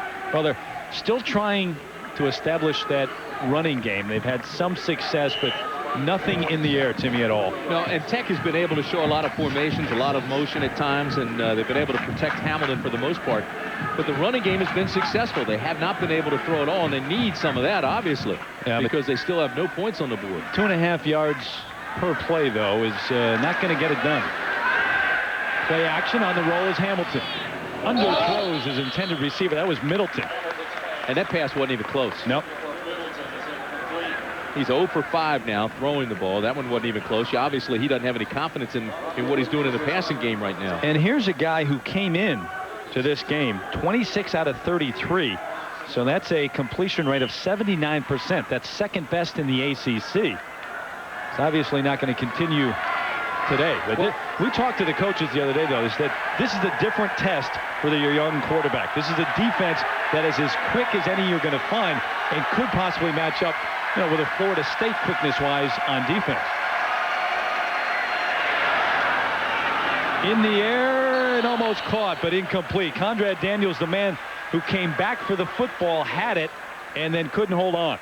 Now, that ball could have been caught. George O'Leary very high on Conrad Daniels, likes the way he plays. But again, Hamilton had pressure coming. He had to throw the ball probably before he was ready. Now you look at the bottom of your screen, you see number 6. Now watch, he makes a great adjustment on the ball inside the defender, and the ball's right there. It should have been caught. He's got to make that catch. Got to catch that ball. Rodney Williams out for another punt. Dre Bly is back deep for the heel. One's going to bounce out of bounds just outside the 20-yard line. A 33-yard punt. But again, a frustrating offensive series for Georgia Tech. Now, we mentioned it's getting darker a couple of minutes ago as you see some of the scores from other games, and it has started to rain, and actually rain pretty heavily right now. It's sending the crowd for cover, or at least their rain jackets. And I know Lewis Johnson brought his, so he'll be fine down on the sidelines. Well, the rain won't affect Georgia Tech's passing game. You got a point. First down at the 21. Keldorf, straight drop, a lot of time. What a catch by Johnson. Wrapped up at the 27, a gain of about 6, but he one-handed that in the rain. Keldorf, when he threw the touchdown pass to Jones, and he threw that pass to Leon Johnson, both times he threw it high, put a lot of air under it, and made it very soft. Now watch this. He just kind of lobs it out there, and it comes down so softly. Both those catches were with one hand. It's like they just cradle it in the palm and bring it in. Very soft touch by Keldorf. And Leon Johnson, 54 catches a year ago. That was a North Carolina record. Here he comes trying to run this time. Across the 30 up to the 32, close to a first down. He may have it. And to get back to Chris Keldorf, and we mentioned earlier the patience that guy has had throughout his career, waiting his chance, going to a couple of different junior colleges after Utah State. And the numbers on Leon Johnson, 61 yards on the ground, 22 in the air. But Keldorf, a guy from Manhattan Beach, California, but certainly not a California beach bum. Here's a guy who had to work hard for everything that he's got in his life. Didn't have his license, didn't drive until he was 18 years old, and in fact didn't have his first car until he arrived here on the Carolina campus. First time he came on the campus and ran into offensive coordinator Greg Davis. He says, "How much do you weigh, son?" He said, 260 pounds. He says, "Hey, next time I see you, either lie or lose some weight, but don't tell me you weigh 260 pounds.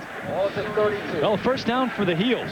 They lead at 16-0 with 6:22 and counting here in the third quarter. Terry Gannon, Tim Brandt, and Lewis Johnson at Kenan Stadium in Chapel Hill, North Carolina. Pair of unbeatens in the ACC, both 2-0 going at it. But North Carolina has really had their way throughout this entire game, and penalties and turnovers have killed Georgia Tech. This one tipped, almost picked off, but a nice play by Nate Perryman too to keep it away from the intended receiver, Nate Brown. Did do a nice job, but then he acted like, hey, I didn't touch him. I didn't hit him before the ball. He can hit him before the ball. Once that ball is tipped, it's up for grabs. It can be all the contact you want. You can get to that ball. Now watch, the ball gets tipped at the line of scrimmage. Now here comes Perryman, 32, tries to get up there, and now watch, he goes, hey, I didn't touch him. I'm clean, but it doesn't make any difference. Not sure. Once it's tipped, yeah, everybody's fair game. Not sure if Perryman saw it being tipped, though. Of course, he's in coverage, so better safe than getting called for the interference. 2nd and 10. Keldorf deep drop, trying to set up the screen. Leon Johnson has it. Tripped. Gets across the 40 to the 41. Keith Brooking helped him go to the turf, and he's just short of a first down. Got injured at the end of that play. Looked like he got stepped on, but not enough for the first down, but it sets up 3rd down and short, so he certainly did his job. What a well-designed play this is, and again, it shows you the versatility of this offense. Go ahead, and you'll see that Keldorf sets, now rolls, the screen is ready to go. They let him come through. Now look at the blockers in front. See, now he stumbles a little bit. Now he gets stepped on right there at the end of the play, and that shook him up a little bit. Well, you'd hate to see him get hurt like that at the end of a play.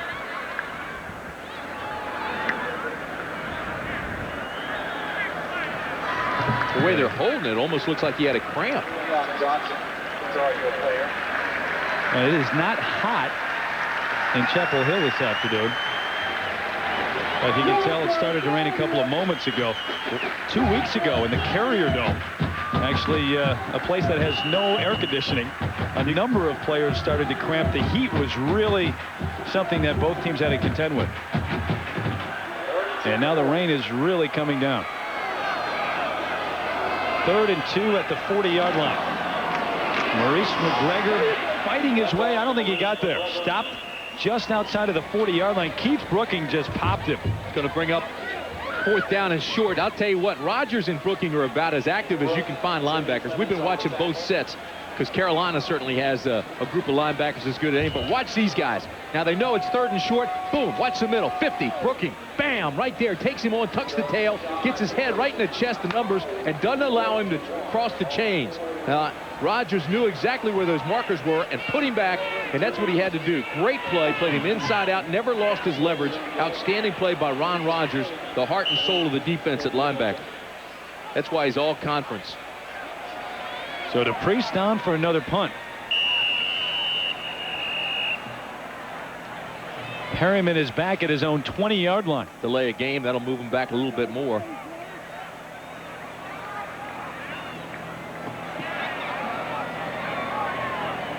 It's been an uninspired second half so far, hasn't it? Really has. I mean, and it's gotten so quiet here in the stadium, partially, I guess, because of the rain and so many people went for cover.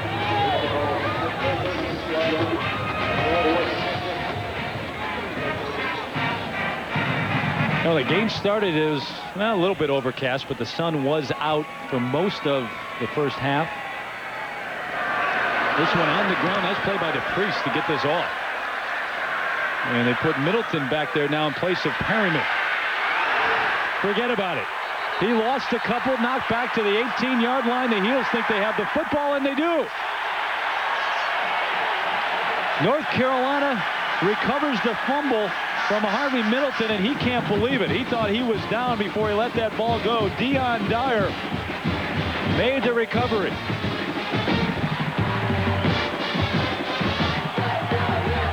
How about that? Yesterday, talking to the coaches, we said, who should we look for on special teams? And they said Deion Dyer. Well, watch this. Now, Middleton said he was down before the ball was taken away. We'll see if it was. All right, he's taking the ball. I agree with Middleton. He was down. I think Middleton's butt was on the ground when he took that ball away. He should not have said that's a turnover. That should still be Georgia Tech football. But Carolina takes over at the 18-yard line. They get a break. And still a great play by Dyer because he got the call and he was there to make the hit. Keldorf to throw. A lot of time over the middle, and it looked like a lot of contact there. The intended receiver, Freddie Jones, and no flag. Ron Rogers on the coverage, and it looked like he came over the back of Freddie Jones. Jones shaking his head. He can't believe it. Take a look at this fumble again. See if he's on the ground. Now, first of all, his knee's down there, and the ball is still not loose. Now, he'll reach down and take it there. Boy, I tell you, that's a close call. I'm not sure that I would have said turnover. You know what, though? Great acting job by Dyer. Oh, it was a terrific play by Dyer. You stand up and you act like you recovered the fumble. Here's Watson bouncing off of people, fights his way inside to the 12-yard line. I don't care what happens today. You cannot take credit away from North Carolina. Georgia Tech may help them, but certainly that doesn't detract from the performance of the Tar Heels today. Well, one of the reasons they've turned the ball over, not on that play perhaps, but the pressure defensively from North Carolina, stopping the passing game entirely so that Georgia Tech has one option, and that's running the football. And they have been fairly successful at that, but nothing in terms of getting inside the 20 and actually taking advantage of opportunities. Maurice McGregor now in the backfield along with Watson. Nate Brown in motion to the far side. A lot of time for Keldorf again to the end zone. Jones is there, but incomplete.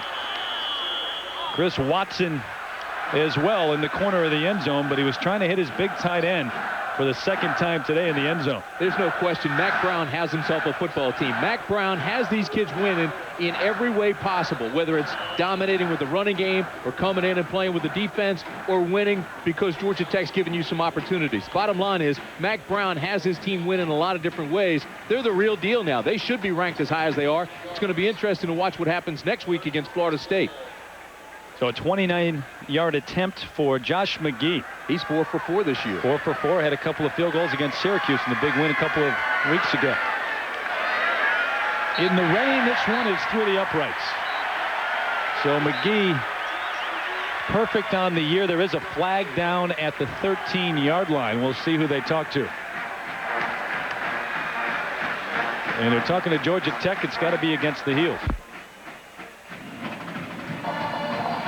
Illegal formation.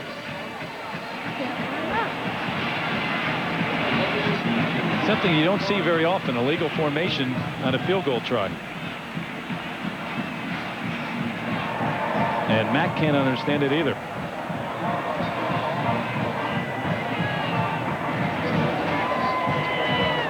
So what was 4th and 4 and a 29-yard field goal by Josh McGee now becomes 4th and 9, and it becomes a 34-yard field goal try, his longest of the year, 47 yards.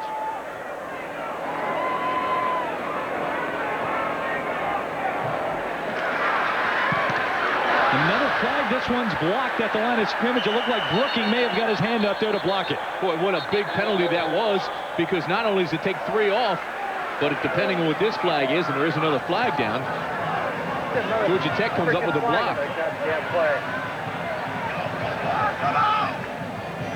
And the flag came down right before the snap, actually.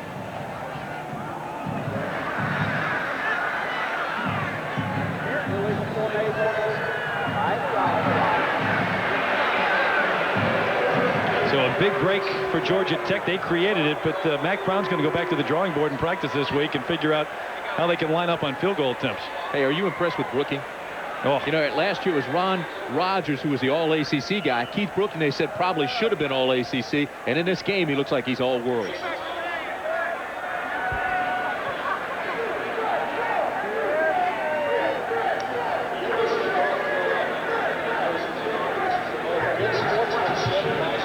.310 left in the third quarter, and North Carolina hanging on to that 16-0 lead. That's what it was at the half, and Mack Brown upset about the second half, I'm sure, and right now upset with officials in terms of the illegal formation calls against his offense on the field goal tries. But Timmy, they had a number of penalties as well on the drive before that. In fact, 3 holding penalties on 1 series, and they have not played all that well here in the second half. Boy, Mack's he's not happy. See, they explained what the penalty was, and he thinks that they made a mistake talking about the penalty. Bottom line is Brookie made a great play.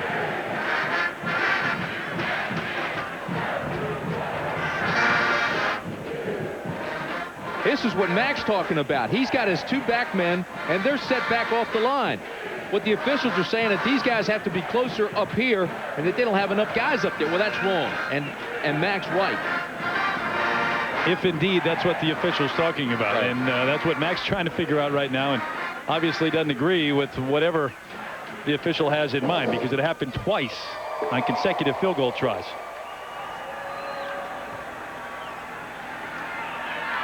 And it looks like the rain has let up a little bit.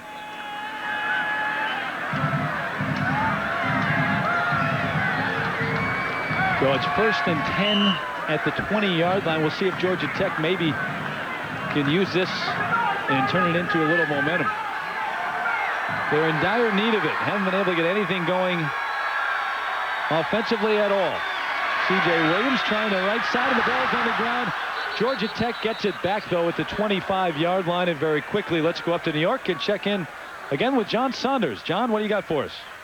Well, Terry, we have a monsoon in Ann Arbor. Boston College in Michigan. Amari Walker, though not affected, walking between the raindrops all the way to the end zone. 20 yards, 14-7. Right now, Michigan has an interception, however. Terry. John, go figure college football, huh? The big win in the big game against Colorado. Another down a touchdown to BC.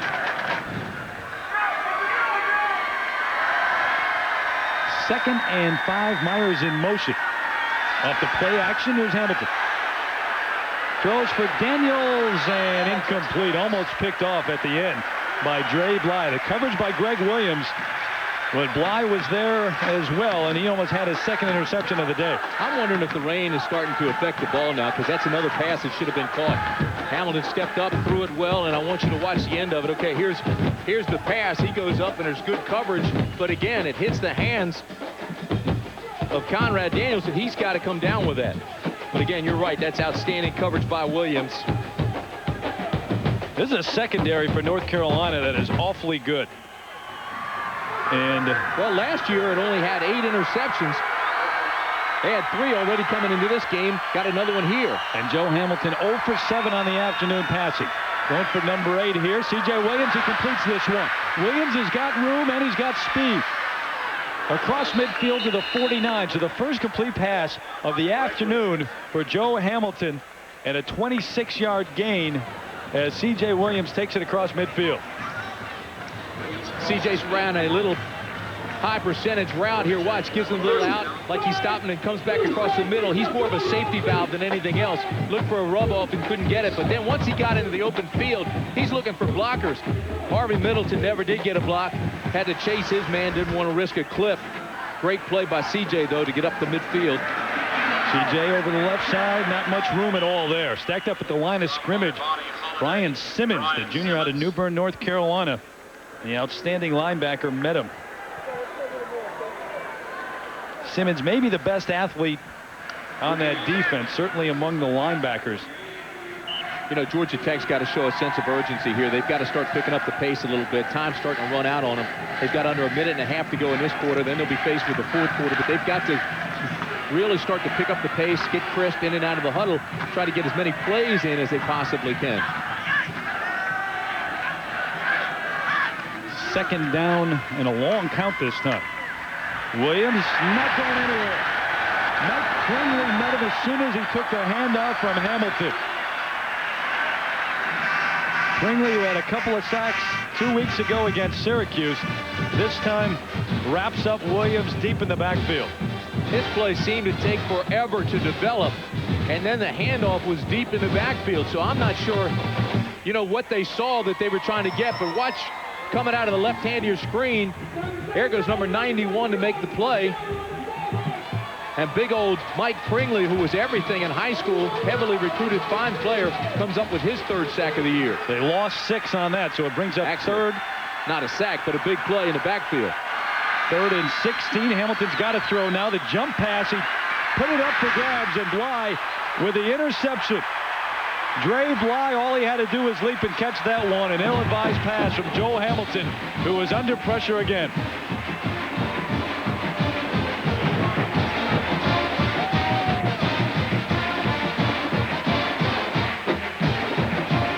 The interception by North Carolina, and they take over at their own 32-yard line. Terry, Notre Dame against Texas. Following an interception, it was 4th and goal, and Autry Denson looks like he's going to be stopped, but gets it to the end zone. The extra point ties the game at 24 apiece. And on the final play of the game, Jim Sanson kicked the field goal. They win it 27-24. Terry. Number 11, North Carolina leading 16-0 over Georgia Tech. They take over after the interception by Dre Bly, second of the day. 1st and 10 at the 32. Leon Johnson looking for room, squirts back to the line of scrimmage, maybe. Good containment by the Yellow Jackets. Keith Brooking on the tackle. Well, next Saturday, 3:30 Eastern, 2:30 Central on ABC Sports. UCLA taking on the Michigan Wolverines up in Ann Arbor. Michigan ranked number 8. Carolina travels to Tallahassee to take on Florida State. Penn State and Wisconsin. And Texas A&M struggling, but they take on Colorado. That's next Saturday. Check with your local cable operator. The game's available on pay-per-view as well. The end of the 3rd quarter on a rainy turf here in Kenan Stadium in Chapel Hill. And the Tar Heels with the 16-0 lead on Georgia Tech. We'll be back after this word from our ABC stations.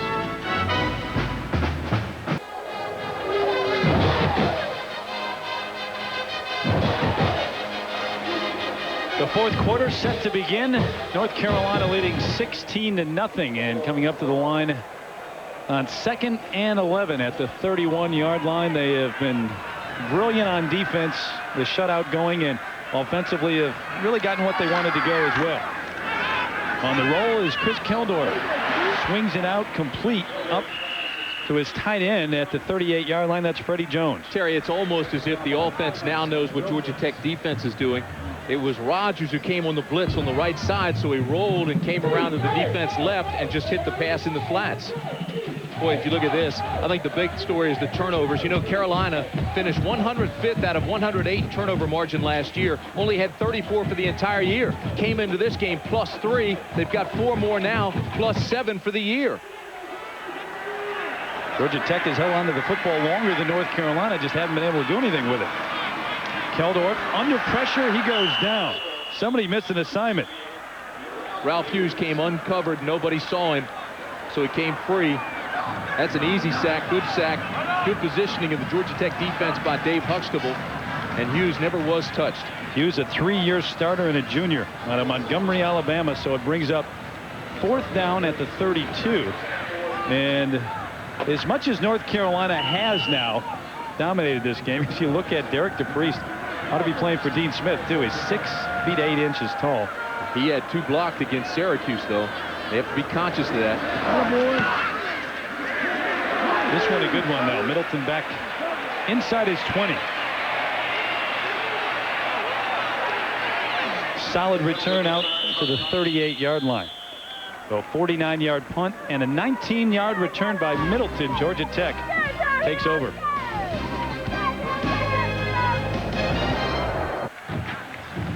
One touchdown in 14 quarters. They shut out Clemson 45-0, defeated Syracuse 27-10, and of course they got the shutout going this afternoon too.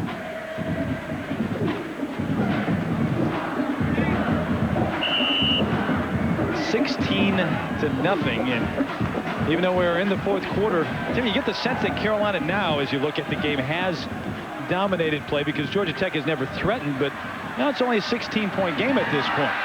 Charlie Rogers with the run bouncing outside and out of bounds at the 44-yard line, and I'll take you up to John Saunders. John. Terry, Michigan trailing Boston College at home. 3rd and 10. Scott Dreisbach goes to the corner here. Ties streets, leaps, comes up with a grab, and from a yard out, that sets up Dreisbach for the quarterback keeper. It's tied at 14 apiece. Terry. All right, John. 2nd and 5 for Georgia Tech. As they come to the line of scrimmage, Virgil Johnson in there at fullback. The play action, Hamilton chased out of the pocket. Thrown across his body. This is complete to Middleton. inside the 40 down to the 34-yard line. So a big gain, but a dangerous pass by Hamilton. But a great adjustment by Middleton. Middleton saw he was in trouble and came back to the passer. And by running back 7 yards, he was able to get to the open area and make the catch.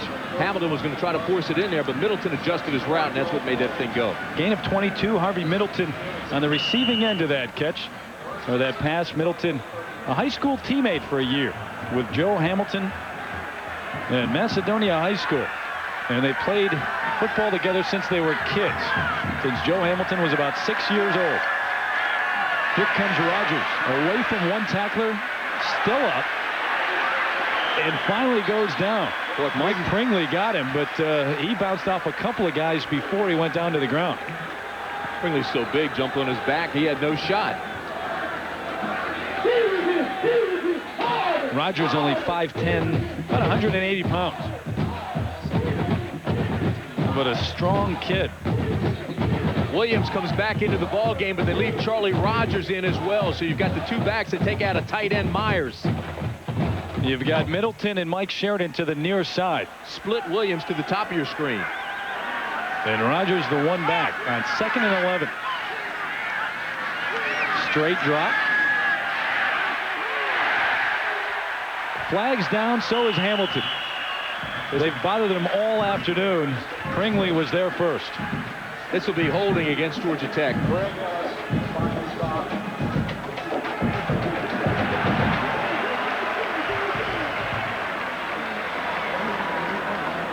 George O'Leary is just beside himself. He is so frustrated right now.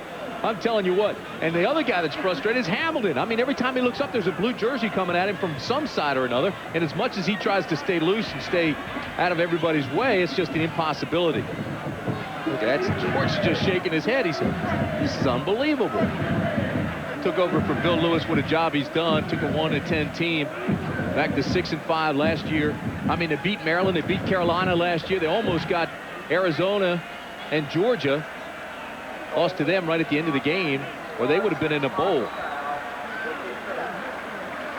He's got a young quarterback this year, though. A redshirt freshman in Joe Hamilton. And you talk about making decisions at the line of scrimmage, changing plays when you read the blitz, trying to call off to a different play. That's awfully tough. It is awfully tough. It takes maturation process. It takes the experience. His overall athleticism, I think, reminds a lot of people of Sean Jones, who was here.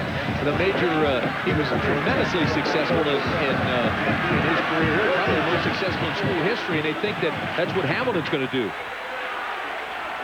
They operate out of the eye now. Daniels goes in motion on 2nd and 28. And this is where it's been dangerous. But Hamilton's going to run this time. Not very far, though. Dropped after a gain of about 1. Rick Terry had him wrapped up first, and then he got popped. Oh, what a pop by James Hamilton, too. I mean, he just pancaked him. Well, tomorrow night on ABC, it's Premiere Sunday, an hour of all-new videos on the season premiere of America's Funniest Home Videos, followed by the season premiere of Lois and Clark. Then Valerie Bertinelli and Vanessa Redgrave star in the world premiere movie event, Two Mothers for Zachary, tomorrow night on ABC. 3rd and a whole bunch, 27. This is where Hamilton's gotten in trouble all afternoon. And here they come. Flushed out of the pocket, throws back across, and this one's picked off. Dre Bly with his 3rd. And now he drops it. The Heels get it back at the 40-yard line, the 3rd of the afternoon, and that's another ball that should have been caught. And they've all been 3rd and long. 3rd and long that time. He threw an interception, 3rd and 22. 3rd and 16, he threw an interception. It's always the same thing. It's a passing down. The defense knows it's a passing down, and Hamilton has not thrown a good pass. Now, this one was well thrown, and it should have been caught. CJ can't hang on to it, and this is just a tip drill. And Dre Bly picks it. Watch this, though. Bly starts to run. Ball's wet. He just drops it. All of a sudden, there's Robert Williams, says, hey, I've got a shot at this thing, and he picks it up. Not a bad afternoon for Dre Bly, though. No, and CJ should have made that catch, but I mean, it's 3rd and long all afternoon. It's gotten Hamilton in trouble. So first down for the Heels. Leon Johnson tripped up by Mike D at the 46-yard line. Maybe got to the 47, but this is the whole story, folks. That and penalties. Isn't that the truth? And again, I can't reiterate the point that was the big nemesis against Carolina last year. They couldn't get any turnovers. I mean, they were almost last in the country. Out of 108 schools, they're 105. They only had 34 all year. Now they've got 5 in this game and came into the game in a +3 situation. Well, coming into the game, they had turned the ball over twice. Last year, they had 9 at this point in the season. Leon wrapped up by Keith Brooking, and we step away to check in with John Saunders again. Terry, Arizona against Washington. Arizona's offense is ruled, now their defense. Keith Smith back to pass. A little wounded duck up in the middle of the air, and Tony Parrish picks it off. Nice move there. To the right, to the left, and then down the sidelines. No one can catch him. 45 yards, 31-10. Meanwhile, Florida and Tennessee, right now, it's just all Gators, 35-9. Over 100,000 in Knoxville. Going home very unhappy. Probably very quiet right now. Keldorf under pressure throws it away. Good decision. Yeah, how about that? 35-9. And got them in a hurry. I mean, it wasn't even something they've been working up to. They had a huge lead early on. Just jumped on them as soon as they came into the stadium. Ralph Hughes all over Chris Keldorf, chasing him, forcing him to throw that ball away. Hughes has played well. He has been in the backfield a number of times, had the sack on the last set of downs. And there's contact. Here comes the flag. Fair catch by Middleton, but they roughed him. Roughing the kicker back at the 35-yard line.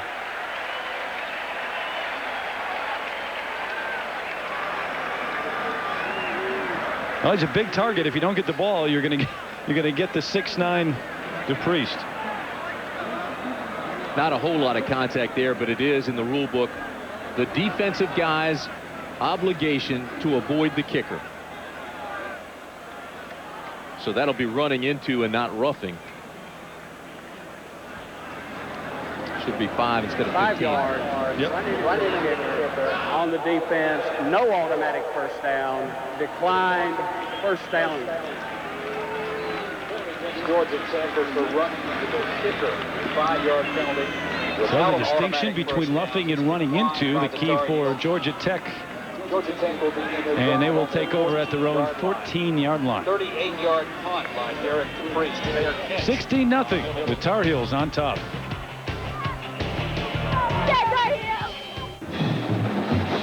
College football on ABC Sports brought to you by Plymouth. One clever idea after another. That's Plymouth. Chili's Grill and Bar, home of the Big Mouth Burgers. Brewery Fresh Budweiser, who remind you fresh beer tastes better. And Circuit City, the choice for price, selection, and service. And a look at the bell tower there and the tall pine trees that surround Kenan Stadium, built in 1927. A number of improvements. And in that end zone there, you see all the red clay. They're building a whole structure, football offices, and be ready next year. Gorgeous setting here, though. Hamilton to throw through the hands of his tight end, Grant Bainham, but he was well covered by Brian Simmons. You know, the situation for Georgia Tech now, even if Tech started to play well like they have in the first 2 games, now the clock is a major factor. 9:07. It's not so much Carolina as it is the clock right now. They're down 16 with only 9 minutes left. They have to really play with a sense of urgency. I mean, if you see what they've done in the previous games, obviously, you know, they have that ability. They can do a lot. I mean, their rushing and passing game has been solid until today. Only 9:07 left in this one, though, and they're facing toughest defense that they've faced so far this year. Play action, Hamilton on the road. He's got a lot of room to run. And run out of bounds, maybe just short of the first down. Out at the 24-yard line. There's Carl Torbush, the defensive coordinator for North Carolina. What a job he has done assembling this defense. Yeah, in his 9th year here, he knows Mac Brown inside and out. They know each other. They work so well together. They've gotten the type of athlete they want, the big, strong, fast guys, the NFL-type linemen, and the fast secondary guys. He's done a marvelous job here putting his defense together. Here's his reaction at last play. See, he's intent. He's watching this game, and besides that, he knows every restaurant in Chapel Hill. He knows his Southern barbecue, I got to tell you. Does he ever. He put us on the Bullocks last night, and we put the feedback on. C.J. Williams right at the line of scrimmage. I'm not sure he got there. May have just gotten across and enough for the first down, and he did. You love a defensive guy who knows his football and knows his restaurant. See, they go hand in hand. You got to keep your players well fed. You got to keep them going to the right places. What did we gain, about 12 pounds last night? Yeah, no question about it.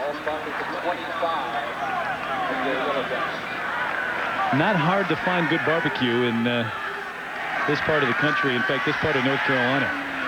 This is complete to Mike Sheridan across the 35 out to the 37-yard line. He may have a first down for Georgia Tech. And the thing is, they've got to get going here. They've got to get up to the hurry-up scheme. They've got to start playing with more. Look, they're still not even in the huddle yet. 3:30 Eastern and 2:30 Central next Saturday. UCLA, Michigan, Carolina taking on Florida State, Penn State at Wisconsin, and Colorado, Texas A&M. A good lineup. Check your local listings for the game in your area and your cable operator for the game available on pay-per-view. Little swing pass out to Williams. Dances around one man out to the 40-yard line. Nice move by C.J. Williams to get outside. Doesn't get out of bounds, though. The clock continues to move. Last time they did do a nice job where the clock stopped to move the chains to get ready as soon as they put it back in play. Gain of about 5, so it brings up 2nd and 5 for George O'Leary's crew. He's a competitor, isn't he? Boy, you got to like George O'Leary. He's done a good job, and the feisty Irishman he's a competitor. He wants to compete. He's still upset. Wants his guys to get going, get some points on the board here. Carolina loading up defensively again. Now they back off. Hamilton to throw. Maybe not. Down he goes again. 3rd sack of the afternoon. And he's been pressured all day long, this time by Vonnie Holliday. Well, and the key to that is that Holliday and Terry, Ellis and Pringley, along with Davis, those guys have gotten to push up front. They've allowed their linebackers to get in their seams, get in the creases, and then the secondary has done a very nice job in their coverages. Holliday only a junior. In fact, there are only 2 seniors that start on this North Carolina defense. Rick Terry and James Hamilton, so they have most of the defense back again next year. Big 3rd down and 6 coming up here from the 39. Straight drop for Hamilton. And they drop him. The 4th sack of the afternoon. Tito Simpson got him around the legs, and Russell Davis got him up top. And a big sack for the Tar Heels. And let's go up to John Saunders very quickly. Also 5 yards. Terry, Boston College in Michigan. Scott Dreisbach trying to break the tie. Watch the wide-open Jeremy Tooman, who had the game-winning catch against Colorado. He turns around, looks surprised. No one's there, then takes it in. They missed the point after. 58 yards, though, on the play. Terry. All right, John Rodney Williams to punt for Georgia Tech here. This is a good one. Fair catch at his own 24-yard line. A punt of 42 yards, and North Carolina takes over with 6:16 left in the game.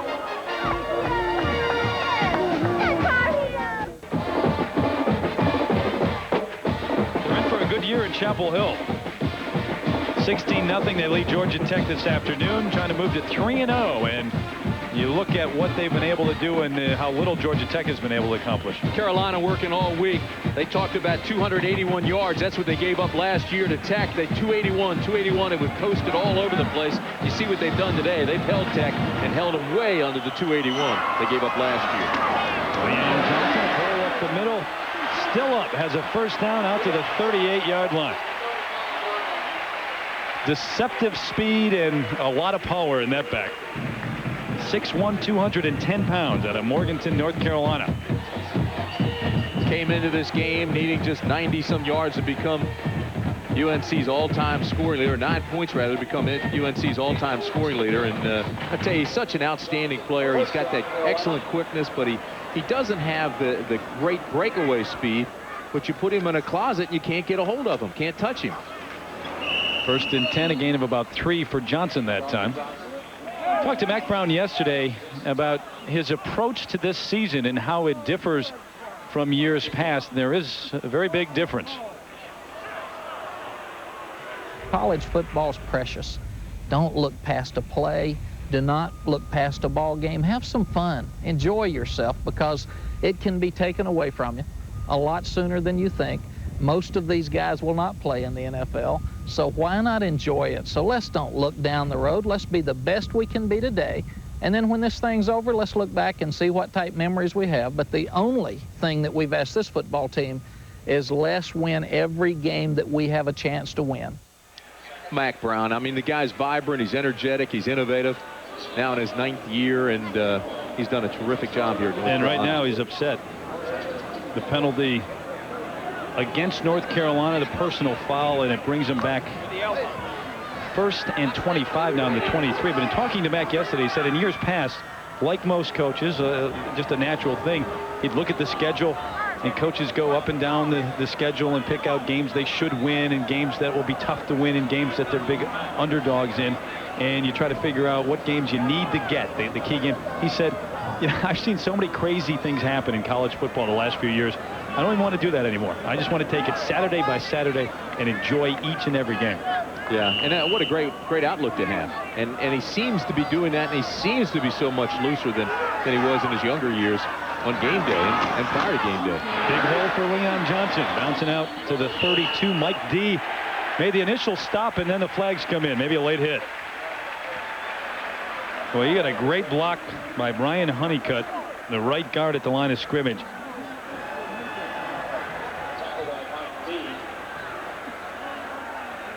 And this time they're going to walk it off against Georgia Tech. So personal fouls against Carolina, then Georgia Tech. Well, again, you know, here's your guy. You know Johnson's going to get his opportunities here in an effort to melt the clock, but somehow he gets through the linebackers. Now, here come all the late hits. Well, I'm not sure about that, though. I mean, did they call it on the late hit? I'm not sure they called it on Roberts, 54, and it didn't look that late to me, and George O'Leary is upset about it. That's what they called. George doesn't agree on that sideline. Well, I'm not sure I do either.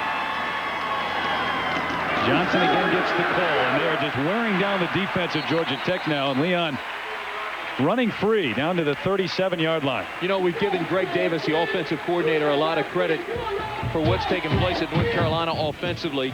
And I thought it was almost funny. We went in, we talked to Mack Brown yesterday, and he says, well, I think the changes are all perception. People, you know, don't understand. We really haven't changed that much. But the bottom line is you do see a lot more one-back sets. There's a lot more versatility out of the Tar Heels this year under Greg Davis. There he is up there on the left side. And Greg, I think, has done a marvelous job. And talking to Gil Brandt, too, he thinks it's such a happy marriage between Mack Brown and Greg Davis. I mean, you can see it on the field and what it's done for the Tar Heels. Leon Johnson may have fought his way ahead for a yard. He went over 100 yards on the day on the previous carry. Derek Shepard was there to meet him at the line of scrimmage, but that clock continues to run. 4:33 and counting. Well, Timmy, this one not over, but certainly Carolina with this game in hand is theirs to lose right now. You look ahead to next week and the matchup with Florida State. Saw what they did to North Carolina State on the road the other night, and they're as impressive as they've ever been. Maybe the best team in the country. Yeah, but you know, last year they were as well, rated very highly, and they've won more games than anybody in the 90s, so it's not like they're just beating up the teams in the ACC. I mean, their record against SEC teams is no different. So, you know, that could be a misconception there as well. And I think the league is getting a lot closer. And when you look at Virginia last year beat them, I mean, they are beatable, and I think that takes the lid off. But the bottom line is they do have more talent, more depth than anybody else. Johnson runs for about 5, but there's a flag on the play, and it looks like this one will come back. Well, I think when Virginia beat them last year, I think number one, it was a great thing for the ACC overall, because everyone wondered if they would ever be beaten in the league, and I think it gives the league even more credibility. I think their being in the ACC has helped other teams recruit, not only in the state of Florida, but throughout the Southeast and the nation. And I do think that the North Carolinas and the Virginias and some of the other clubs in the ACC have gotten better because they're in the league. Not just perception-wise or the way the league is looked at, but they have gotten better. And I think North Carolina is at a point, it's going to be awfully tough to go to Tallahassee and beat up on the Seminoles, but I think they're at a point where they can definitely play with them. It's been a great merger for the league and for Florida State, because the football program has risen throughout the league to meet where they are, and the basketball situation, I think Florida State's basketball program has risen to meet where the ACC was in basketball. They weren't bad that first year as well, but I think you're right. Came in, beat the Heels right here in North Carolina their first game. Don't forget, if time permits, Stay tuned for the Thrifty Car Rental post-game report featuring scores and highlights from across the country, if time permits, after the game. .317 left, and the Heels wrapping this one up.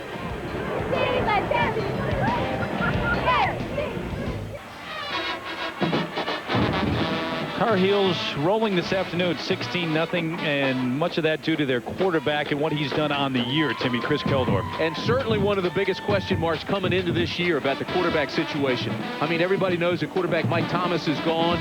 You know, ran out of eligibility, and he'd set the single-season passing record last year, although he had 19 interceptions. But Keldorf comes in from junior college. Davenport's coming off knee surgery, so they didn't know what the situation was going to be. But Keldorf has stepped in and now has the Tar Heels about to go 3-0. And Davenport and Keldorf really even in many ways in practice, but the coaches said the injury to Davenport and what Keldorf is able to do throwing the football, the difference. And here he goes to Leon Johnson for about 5 up to the 40-yard line, down to the 40 of Georgia Tech. And he's 6'5", 250 plus. When you've got a guy standing in the pocket that can look over the line at 6'5" like that and has as much poise and confidence as he's shown in the first 3 games, and that's really a big plus. But he's overcome a lot of obstacles and the odds getting to where he is right now.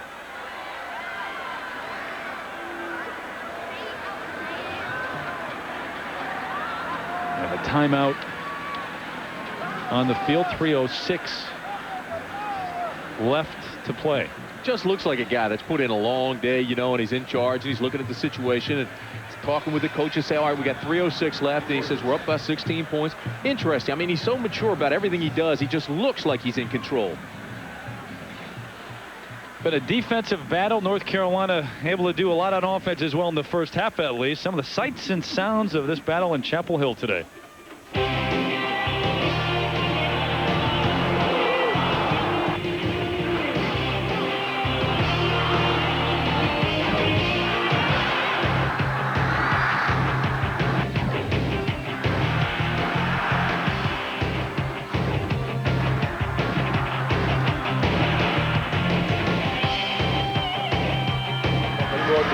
Every time I see that catch by Freddie Jones, I'm amazed. Yeah, it's a phenomenal catch, isn't it? Just stuck to his hand.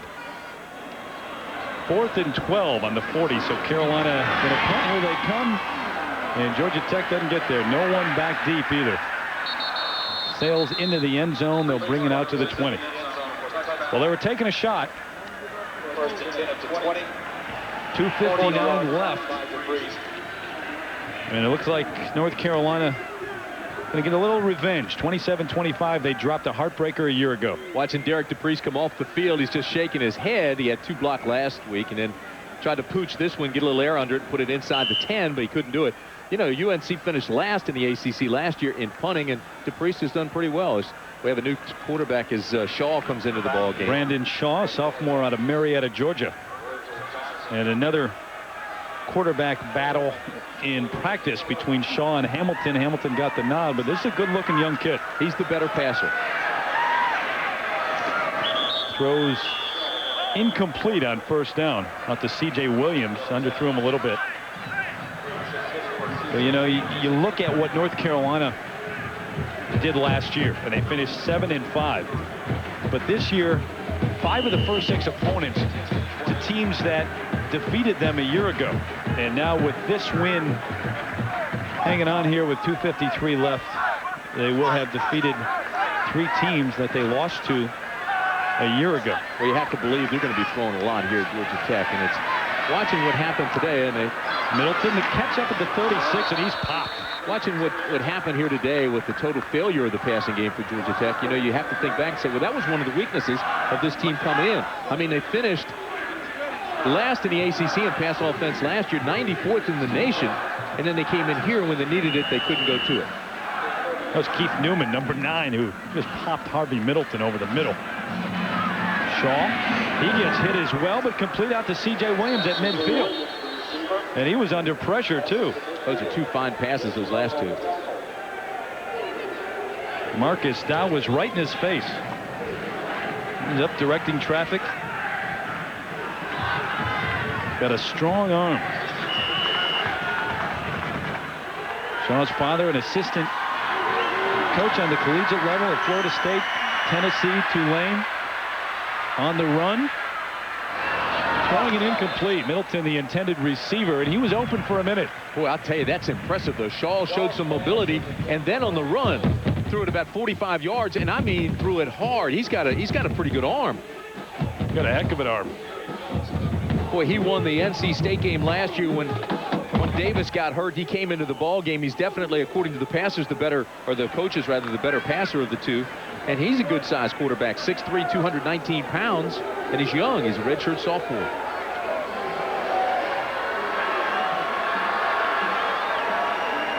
Second and 10, Shaw out of the shotgun now. Under pressure, again on the run, a familiar sight. And throws it away, no one there. Well, that one just slipped out of his hand. You know, you're playing with a wet football, it's still raining.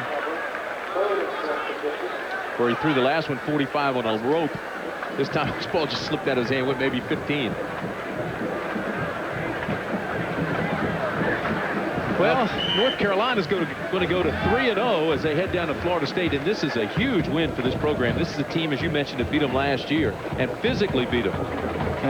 3-0 overall, 2-0 in the ACC. First road win over a top 10 club since 1966, 2 weeks ago at Syracuse.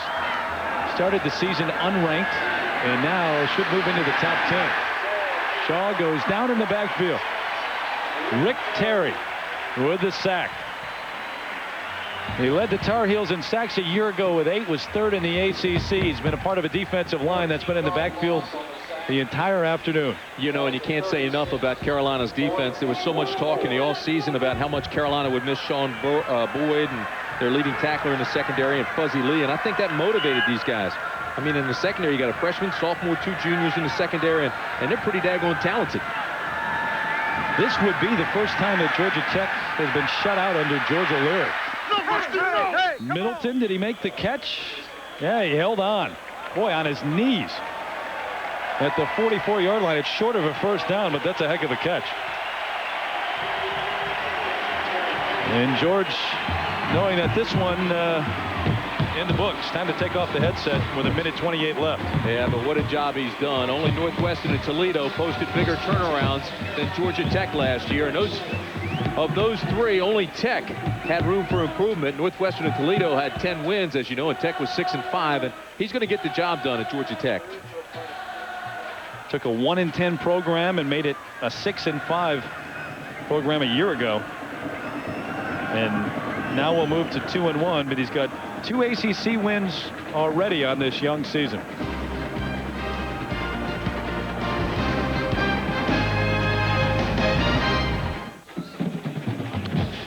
Even after the Clemson win in the first game of the season, 45-0, and that's against a team that they haven't beaten very often. Still had people not believing in the Carolina team this year, but the win at Syracuse on the road really opened up everyone's eyes.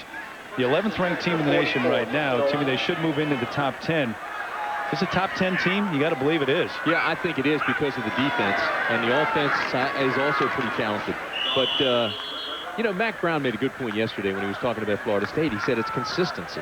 You know, you gain that reputation with consistency, and that's what he wants out of his program. Now, they've gone to 4 straight bowl games. Now, he wants to take it to the next level, and so he is gaining that consistency that will sell these fans and sell the nation on the fact that Carolina's for real. Well, we have a moment would like to mention. Send along our congratulations to our statistician, John Madry, who, along with his beautiful wife, Jennifer, celebrated their 10th anniversary last night. Some reason, John didn't go out to eat with us at the barbecue house. McGregor with the carry across midfield to the 48 of Georgia Tech.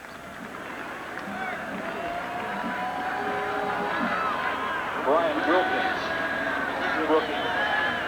Ron Rogers on the tackle. Well, he's going to unstrap. This one's over. This one's in the books. Put it there and get ready for Florida State.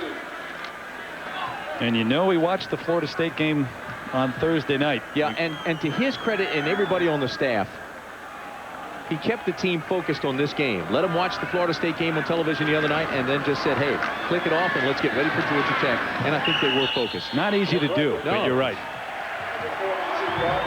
Well, scoring their points in the first half. The defense dominating the entire afternoon. North Carolina, as everyone wades onto the field, and there's still 7 seconds. And the crowd starts to chant 7.